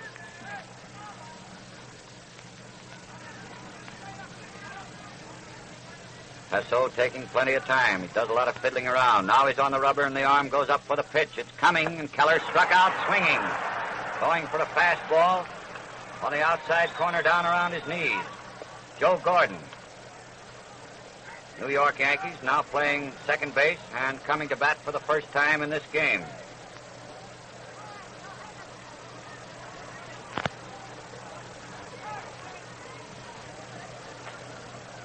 Two gone in the 7th. Joe steps up in that right-hand batter's box. He swings and misses a high, fast pitch for strike 1.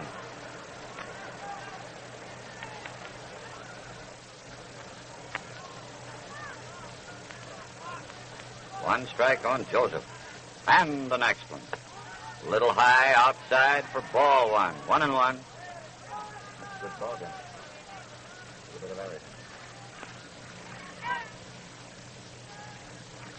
One strike, one ball. Pesso taking his time with 2 outs. He's got a 1-run lead to protect.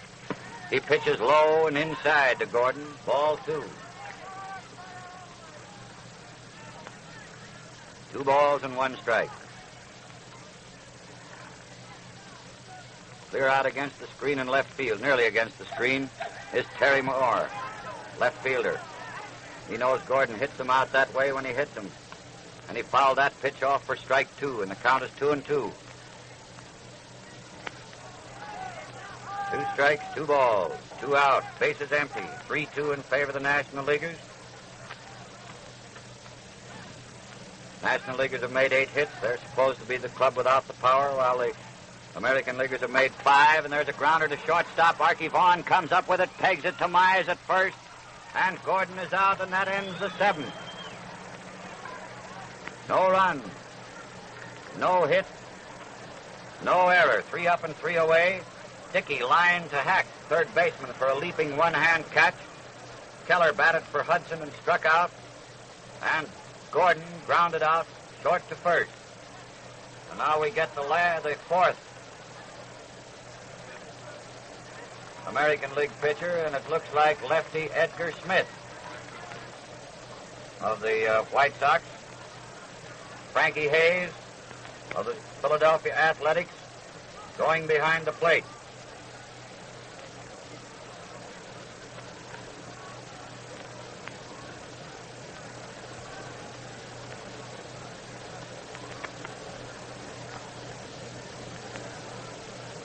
Edgar Smith, left-hander, used to be with the Philadelphia Athletics before going to Timmy Dyke's Chicago club.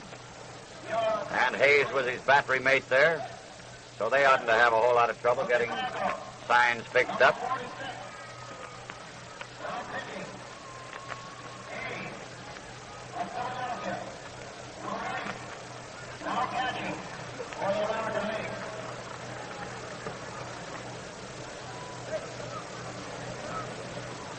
The score is 3-2 in favor of the National Leaguers.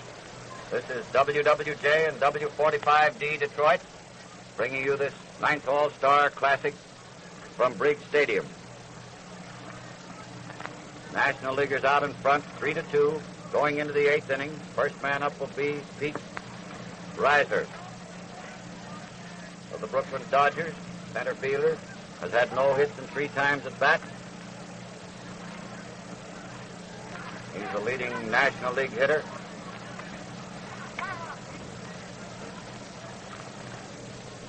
Smitty, a left-hander, Reiser, a right-hand batter. Ed's first pitch is popped up into short left field. Budrow going out for it, falls down, and the ball drops foul. There's been a good deal of skidding around in this field today on account of the rain yesterday, the couple of heavy showers we had. The infield is in excellent shape, but apparently the outfield is a little bit skiddy because earlier in the game, if you've been in all the day, you'll remember that right fielder Bill Nicholson of the National Leaguers fell down and right out there, causing a line drive at Ted Williams to skid over his head for a 2-base knock. Ted Williams has also fallen in left field, and Budrow would have made a catch of this foul ball had he not slipped and fallen. Count is 1-1 on Reiser. Hayes comes out of the crouch. Smith pitches. Reiser swings at a ball that hit the dirt in front of the plate. That's how much drop Smitty had on that one. Strike 2. 2 strikes, 1 ball. 3-2 in favor of the National League. 8th inning.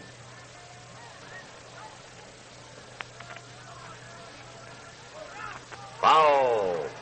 Kicked that one into the dirt. Another drop that Smith was throwing in there. Reiser got just a little bit of it on the end of his bat.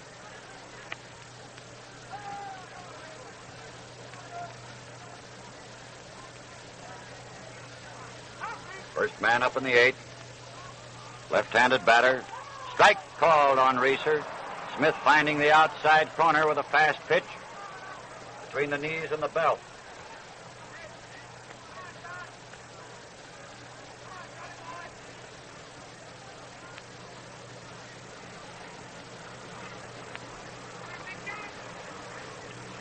Next man coming up is Johnny Mize, left-hand batting first baseman. Foul ticks the first pitch.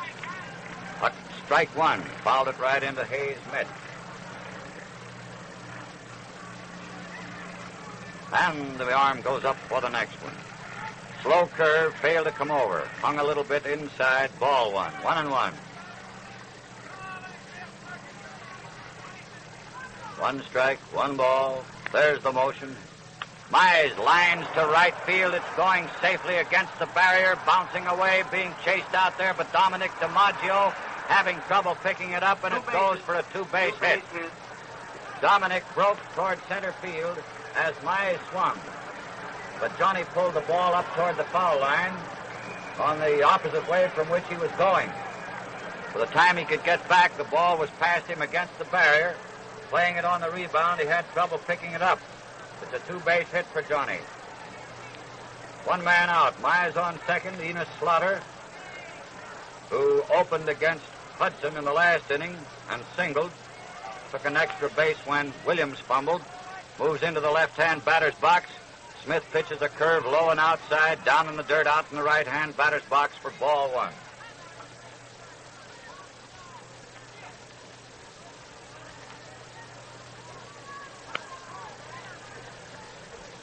That's the fourth two-base hit. Mize was the fourth two-bagger. Vaughn has a home run. That accounts for the extra base hit. One ball, the count to Slaughter. Hayes out of the crouch, holding the mitt for Smitty to see. Smith pitches a beautiful curve, starts at the batter. He backs away a little, breaks over the plate. Belt high for a called strike. One man out and Mize on second. Smitty takes his stretch. He pitches a foul ball back into the stands. Bounces down the screen. Strike two on Slaughter. And it's two strikes and one ball.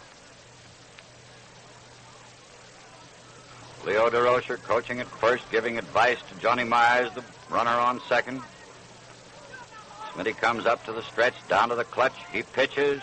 Strike three called.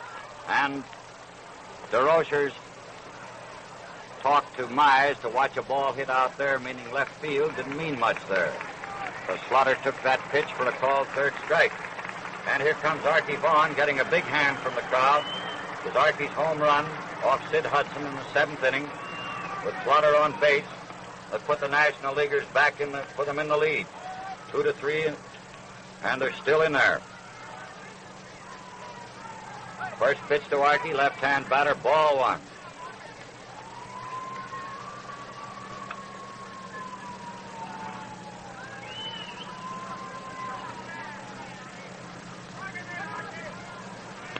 One ball, the count. Smitty looks him over, taking plenty of time. Now there's the stretch. He comes down, he pitches, and there's another drive that looks as though it's his second home run. It is. It's up in the upper deck again, tickling that one in the upper deck of the right field stands. Two home runs for Archie Vaughn in this ball game, and that puts the National Leaguers out in front by two more runs to make it 5-2 in favor of the older circuit. That ball was hit harder than the first one. Hit further down towards center field. But up in the stands, I would say about 350 feet away, the upper deck of the right field stand. Two home runs in succession for Archie Vaughn, each with a man on base. And that's the time to get them. Two out. Base is empty now. Billy Herman up. Has had two hits, a single and double, and as many times at bat. First pitch, ball one, a right-handed batter. Crowd is still murmuring over Vaughn's second homer. A smash on the ground that Jimmy Fox gives it the chest, then tosses to Smith. Smith misses the bag, and umpire Grieve at first base rules the runner safe. There's Smith. Smith is charged with the boot. A bounding ball down towards second. Jimmy Fox, the first baseman, went down and gave it the chest. In other words, blocked it with his chest. He picked it up, tossed to Smith, covering the bag. Smitty got the throw in time, but his foot missed the bag ahead of the runner. And Herman is on first on Smith's error. 2 men out. Harry Danning, the catcher, making his first appearance at the plate. Right-handed batter.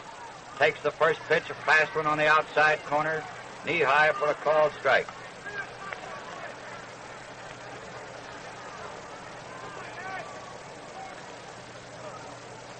And the clutch for the next one. Fast one outside, ball one, 1-1. Score is 5-2 in favor of the National League. 8th inning, 2 men out.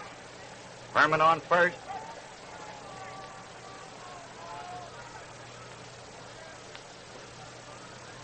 Smitty pitches low, ball 2. 2 balls, 1 strike.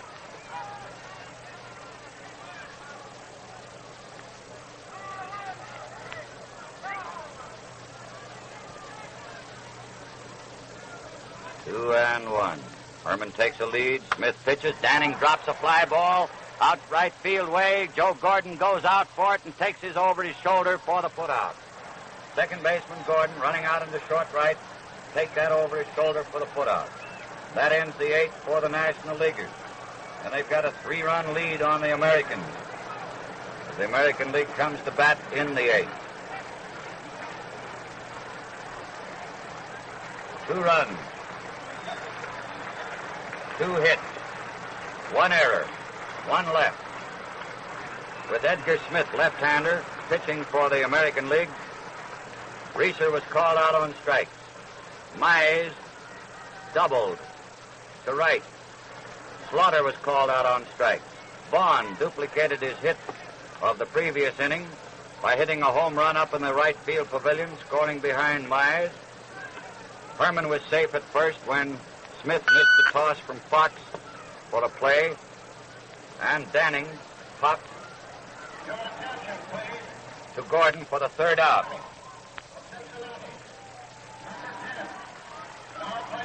Frank McCormick is playing first base for the National League. McCormick of the Cincinnati Reds.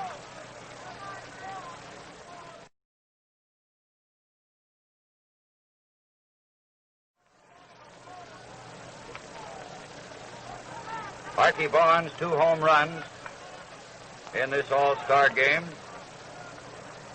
Goes just a little bit better than any of his predecessors.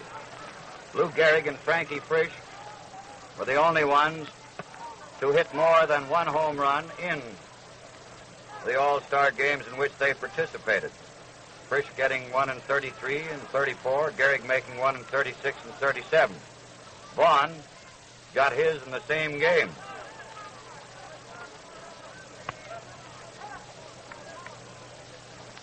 Up at the dish is Cecil Travis. Count is 1-1.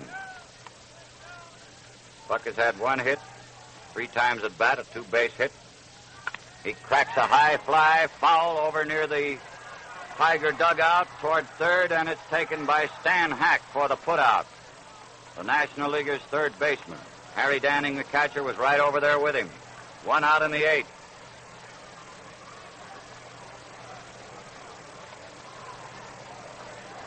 Joe DiMaggio coming up. Joe has gone hitless. He's walked once, flied deep to right center field, and fouled out to third base.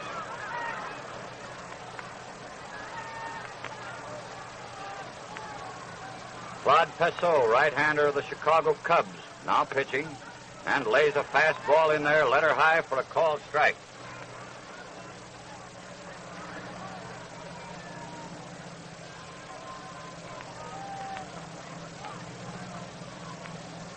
One strike on DeMott.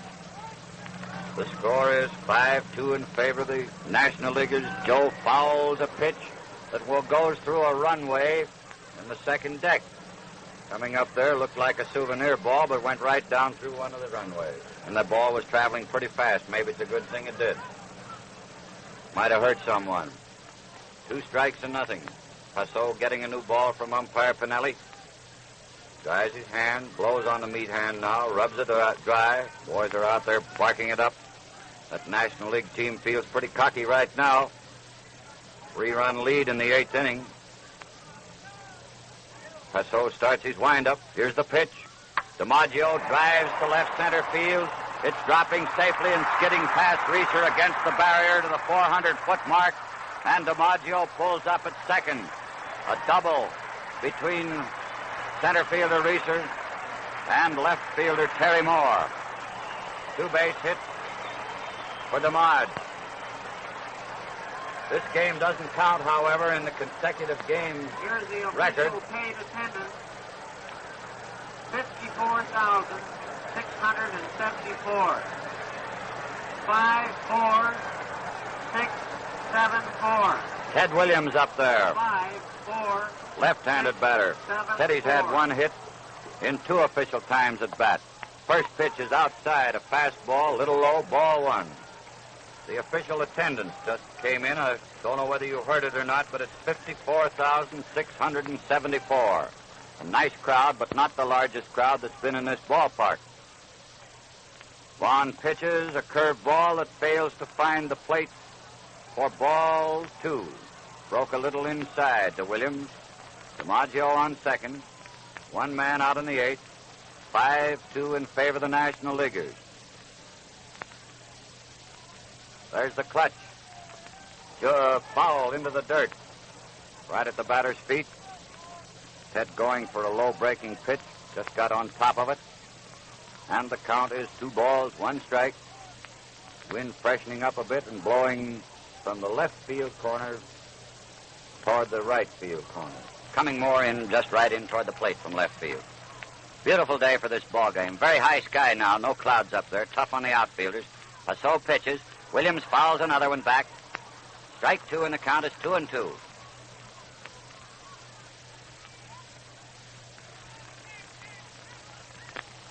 Two strikes, 2 balls.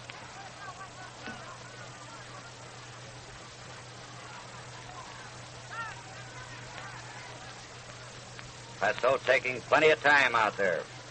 He knows he has a kid up there that wants to whale the tar out of this pitch.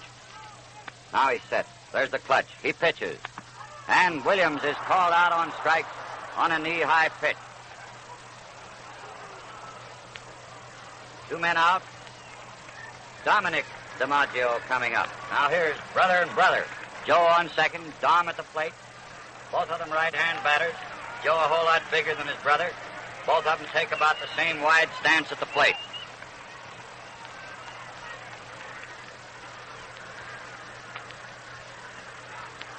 Two men out. 5-2 in favor of the National Leaguers in the 8th inning. There's the clutch. Passau pitches. Dominic fouls back up in the screen. Strike 1.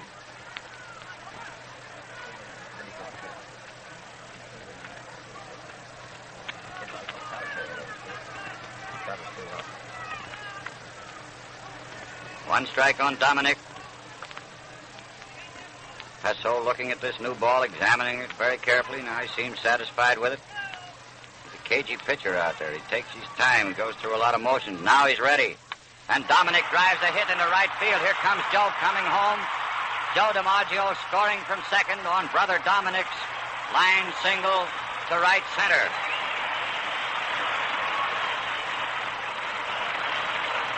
The score is now 5-3 in favor of the National Leaguers. 2 out. Dominic DiMaggio on first. Lou Budrow coming up. Lou batted in a run in the 6th inning, the only time he's been at bat.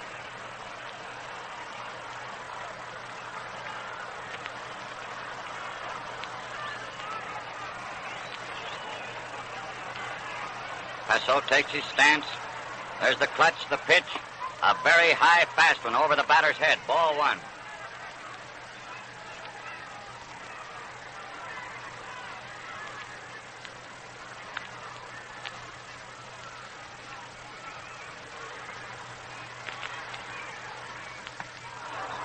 Throw to first, trying to nip the runner off. Nothing doing as Budrow took a cut at that pitch.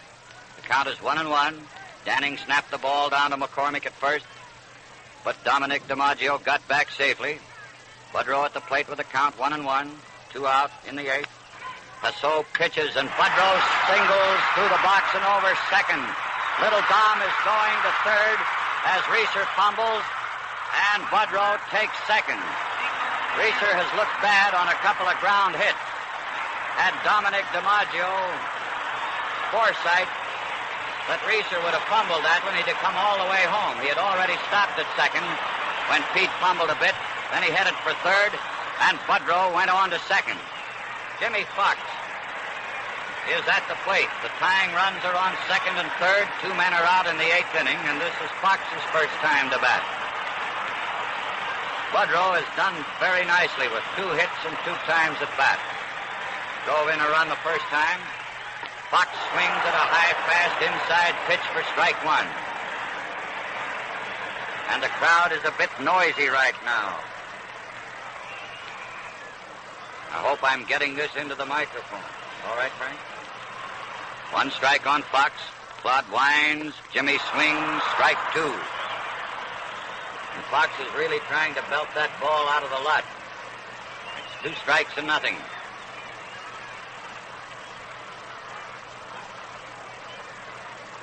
Five, 3 in favor of the National Leaguers. Dominic DiMaggio on third. Lou Budrow on second. 2 strikes on Fox. Jimmy struck out on a high one. Passot getting him on 3 pitches. He went for all 3 of them. And that ends the 8th with 1 run, 3 hits, 1 error, 2 left on base. Travis first up. Fouled out to third baseman Hack. Joe DiMaggio doubled to right center. Ted Williams called out on strikes. Dominic DiMaggio doubled to right, scoring brother Joseph. Budrow singled to center. And when Reeser fumbled a hit, DiMaggio went to third, and Budrow second on the error. Fox struck out on 3 pitches. The score now 5-3 in favor of the National Leaguers. Passot first up in the 9th, getting a fine hand from the crowd. He took care of a tough batter there when he had to.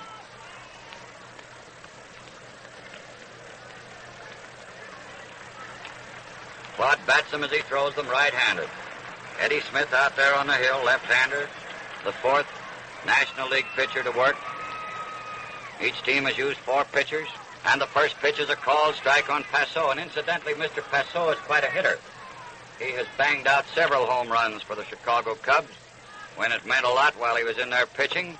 Takes the next one outside, takes a look at it rather. Ball 1, 1-1. National Leaguers have made 10 hits so far. The American League, 8. The National League is leading by the same margin of runs, 2 runs. It's 5-3. Passot hits a drive to right field. Dominic DiMaggio is waiting for it and takes it for the put-out. 1 away. Stan Hack is next. 1 hit, 3 times at bat. But Cookie Lavagetto is going to bat for Hack. Cookie Lavagetto of the Brooklyn Dodgers batting for Hack. He's a right-handed batter. Right name Harry, but they all call him Cookie. He's a third baseman. First pitch, fouls behind. Coming back for it is Hayes, but the ball is in the stands. Bouncing right around down there where Virginia is. She almost got hit on the head. Been bad for the ball. Smitty gets a new ball from umpire Pinelli. He's in there looking for the sign. Hayes still in the crouch. Here's the pitch. Cookie socks a fast one to Jimmy Fox. A swell stop. He's tossing to Smith, and this time Smith gets his hoof on the bag out there to retire the runner. A nice play by Jimmy Fox, the first baseman. A hard hit smash, curving foul. Jim had to go for it fast, made the stop. Smith hurried over, took the toss, and there's 2 away. Next, Terry Moore, left fielder who has gone hitless and 4 times at bat. Right-handed batter. First pitch, fastball in there, belt high for a called strike.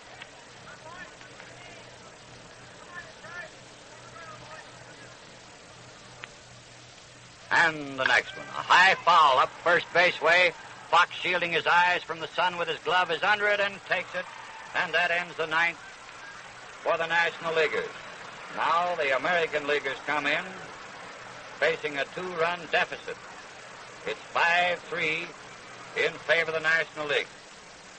Smith got by the ninth inning, retiring the side in order. No run, no hit, no error. Passot flied to Dominic DiMaggio in right. Lavagetto batted for Hack. Fox made a swell play on his fast bounder and tossed to Smith for the out at first. And Moore fouled to Fox. Lavagetto will play third, replacing Hack. We've got a new shortstop in there. Eddie Miller of the Boston Bees playing shortstop for the National Leaguers. And I guess that about takes care of the changes. Frankie Hayes will be the first batter up for the American League. Archie Vaughan can well afford to rest in this ninth inning. He did all right. He only made 3 hits, 2 of them home runs. He drove in 4 of the 5 runs scored by the National Leaguers. Miller of Boston, number 7, playing shortstop. Lavagetto of Brooklyn, number 5, playing third base for the National League. That's the only changes. Lavagetto playing third, Eddie Miller playing short. First pitch to Hayes, a called strike, as Passot broke it on the inside corner to this right-hand batter. This is Frank's first time at the plate. And the next one is hit a high fly in short center field. There's a gang of them out there for it. And second baseman takes it for the putout. A very high fly in short center field. 3 of them out there for it, and second baseman Herman took it for the putout. And Passot, all he has to do is get 2 more to win this ball game for the National Leaguers. Here's a pinch hitter. Ken Keltner batting for Smith.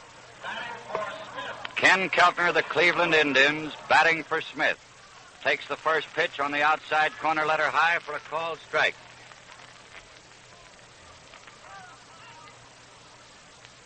Right-handed batter, 2 out, 5-3 in favor of the National League. The pitch, Keltner smashes to shortstop.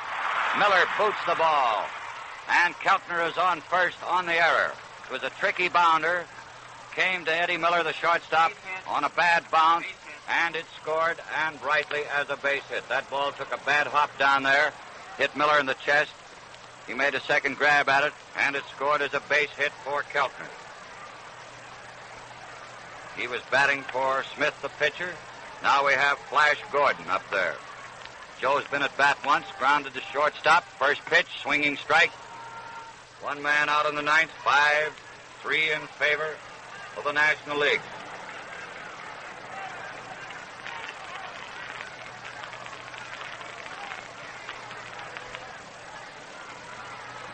And the next pitch. Gordon lines a hit into right field. Keltner pulls up at second. Slaughter fielded that ball fast. The rally is on. There's a chance here for the American League. 1 man out and runners on first and second, the tying runs. And a fellow by the name of Buck Travis coming up, who has already hit 1 double in 4 times at bat and scored 1 run. Left-handed batter. 1 away in the ninth. 5-3 in favor of the National League. First pitch to Travis is a fast ball, a bit outside. Letter high, ball 1. Keltner is on second, Gordon on first. Passot pitching from the shoulder. Here it comes.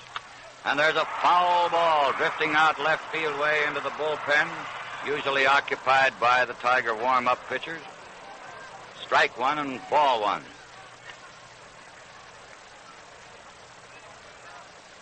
For the National League, Archie Vaughan has batted in 4 of the 5 runs. Terry Moore batted in the other with a long fly to left field. Vaughan is not in the game now. Eddie Miller playing short. Passot is ready. He pitches. A curved ball gets the outside corner for a called strike on Travis. 2 strikes, 1 ball. 1 man out. Second and first occupied. Here's the pitch. Outside. Ball 2. 2-2. 2 balls, 2 strikes. There's the clutch. The pitch is coming. Another one outside. Ball 3. 3-2. The crowd is hanging around. I haven't seen anybody go home yet.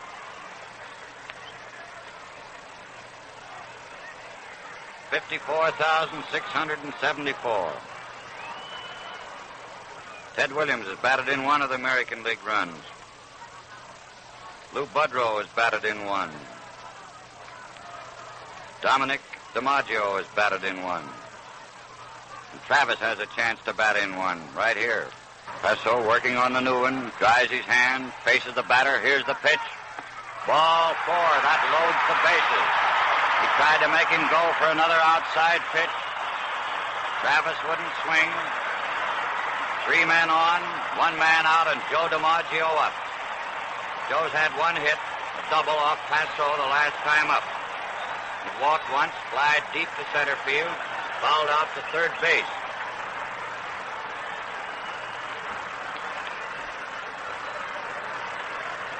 That's the first base on balls issued by Pesso. Bucky Walters walked 2, Whit Wyatt walked 1. Derringer walked none. 3 on, full windup. Here's the pitch. DiMaggio fouls, tops 1, bounces it on the ground over toward the Tiger dugout behind third, where the American Leaguers are huddling today. Tying run is on second. Keltner on third. Joe Gordon on second. Buck Travis on first. 1 man out and 1 strike on DiMaggio. Joseph. Plenty of racket out here. Pesso's arm goes up for the pitch. DiMaggio swings at a fast one, and he was swinging from the heel cleats. High fast pitch. Joseph failed to meet it. He was really going for 3 or 4 that time. Huh? Yeah, but he was going for more. All right, 2 strikes, 1. A bounder to shortstop. Eddie Miller handles the ball fast. Here comes Keltner scoring. Miller's toss to Herman at second forces Travis. DiMaggio beat Herman's rather bad throw to McCormick. It pulled him off the bag. And there's only 1 out on the play instead of a double play ending the ball game. Herman's throw from second to McCormick at first to try to complete the double. Pulled the first baseman off the bag and gave Joe DiMaggio a life at first. Gordon moved over to third. The score is 5-4 in favor of the National Leaguers. A big huddle out there at the pitcher's mound with Ted Williams coming up.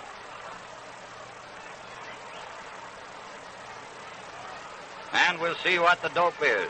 First and third occupied. Williams has had 1 hit, a double, has walked once, flied to center field, and struck out.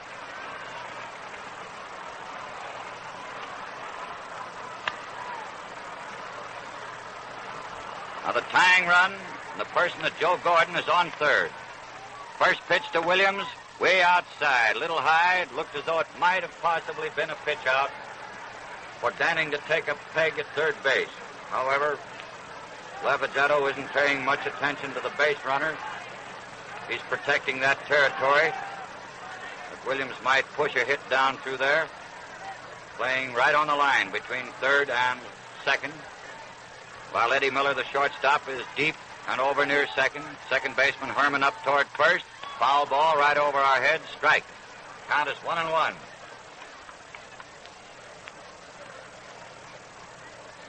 Two men gone in the ninth.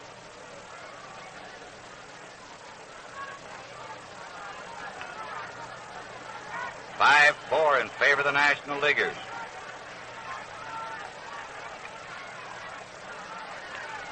One strike and 1 ball. Ted Williams, the batter. Danning out of the crouch. Pesso pitches. High, inside. Ball 2, and Pesso is asking umpire Babe Pinelli toss him a new ball. There's something wrong with that one. Babe does. Claude gives this one a going over. And this, boys and girls, is a ball game and has been one all afternoon. A real all-star affair. They've done everything, made errors, good plays, hits. The pitch, Williams hits a towering fly. It looks as though it's way up in there, way up, and the top hits the top deck, the third deck, and this ball game is over with the American League coming through again. It'll count as a home run because the ball is up on the top deck of the right field stands. Everybody grabbing Ted, patting him on the back. Joe Cronin has his hat off and is giving him a Dutch rub. Artie Fletcher is also on his back, and the kid really laced that one out.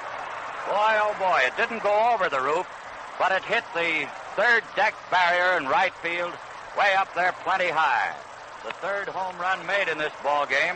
Archie Vaughan made 2 for the National Leaguers and drove in 4 of their 5 runs. And Williams came along with this one to win the ball game, knocking in Gordon and Joe DiMaggio, and of course himself. So that makes the totals for the 9th inning. 2 men out when the home run was hit and the winning run scored. 4 runs, 3 hits, no error, and none left on base. And the final score, the American Leaguers, 7 runs, 11 hits, Time of game, 3 errors. 23 minutes. American League, 23. 7 runs, 11 hits, 3 errors. National League, 5 runs, 10 hits, 2 errors. The winning pitcher, Edgar Smith of the Chicago White Sox, the last one in there. And the loser, Claude Pessot of the Chicago Cubs. So Chicago was very prominent in this.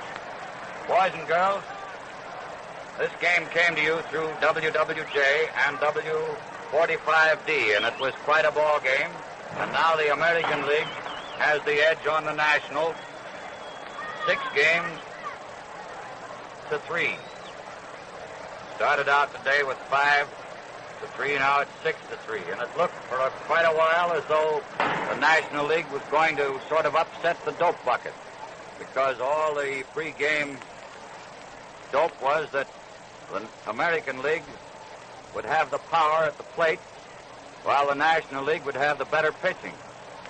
However, up until this 9th inning, the National League not only had made more hits, but also more runs, and looked as though they were going to come in there National League totals with a 5 to 2 victory.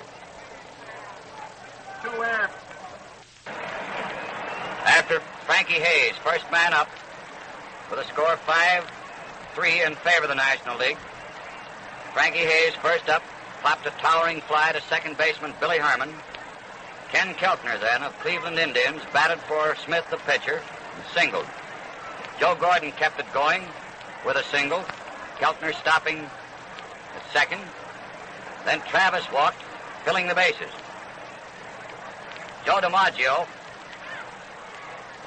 slapped a fast bounder to shortstop, which ordinarily would have been turned into a double play and a victory for the National League. Miller gathered up the ball all right, tossed to Herman at second, forcing Travis, but Herman's throw was a bit wide to first base. It pulled McCormick off the bag. DiMaggio, going fast, hit it before McCormick could get back or tag him, and was safe, preventing a double play, on which Keltner scampered home from third. Then they had a big consultation out around the mound as to what to do with Ted Williams, with runners on first and third and 2 out. Shall we pitch to the kid, or shall we walk him and take a chance on Dominic DiMaggio, who would have been the next batter up with the bases loaded? They decided to pitch to Ted. And Ted took a crack at the third pitch, hit it high against the top barrier out in right field. A home run scoring Gordon and DiMaggio ahead of them, ending the ball game with the American Leaguers winning 7-5. The pitching summaries of this game: Whitlow Wyatt, who take the National League first. Whitlow Wyatt of the Brooklyn Dodgers started, worked 2 innings, allowed no runs, no hits, struck out none and walked 1. Paul Derringer followed him, worked for 2, gave up 1 run, 2 hits, struck out 1 and walked none. Bucky Walters, also of the Cincinnati Reds, pitched 2 innings, gave up 1 run, 3 hits, struck out 2 and walked 2. And Claude Pissot of the Chicago Cubs, the last pitcher in there, worked the last 3 and was touched for 5 runs, 6 hits, struck out 2, and walked 1. He's the losing pitcher. For the American League, Bob Feller of the Cleveland Indians worked the first 3, allowed no runs, gave up 1 hit, struck out 3, and walked none. Lefty Thornton Lee of the Chicago White Sox worked the next 3. He gave up 1 run, 4 hits, struck out none, walked none. Sid Hudson pitched 1 inning and got himself into trouble in that 7th inning. First man up singled. Then Archie Vaughan hit the first of his 2 home runs, scoring behind Slaughter, who had singled. Hudson got rid of the rest of them without any further scoring, but his record for the 1 inning was 2 runs, 3 hits, struck out 1 and walked 1. Edgar Smith of the Chicago White Sox pitched the 8th and 9th. Smitty struck out the first man to face him, Slaughter, and then Mr. Vaughn came through with his 2nd home run in succession. He struck out the first man, Pete Reeser. Johnny Myers doubled off Smitty, and Smitty fanned Slaughter. And with 2 out and Myers on second, Archie Vaughan repeated his performance of the 7th inning and homered off Smith to knock in Myers ahead of him. That ended the run scoring for the Nationals.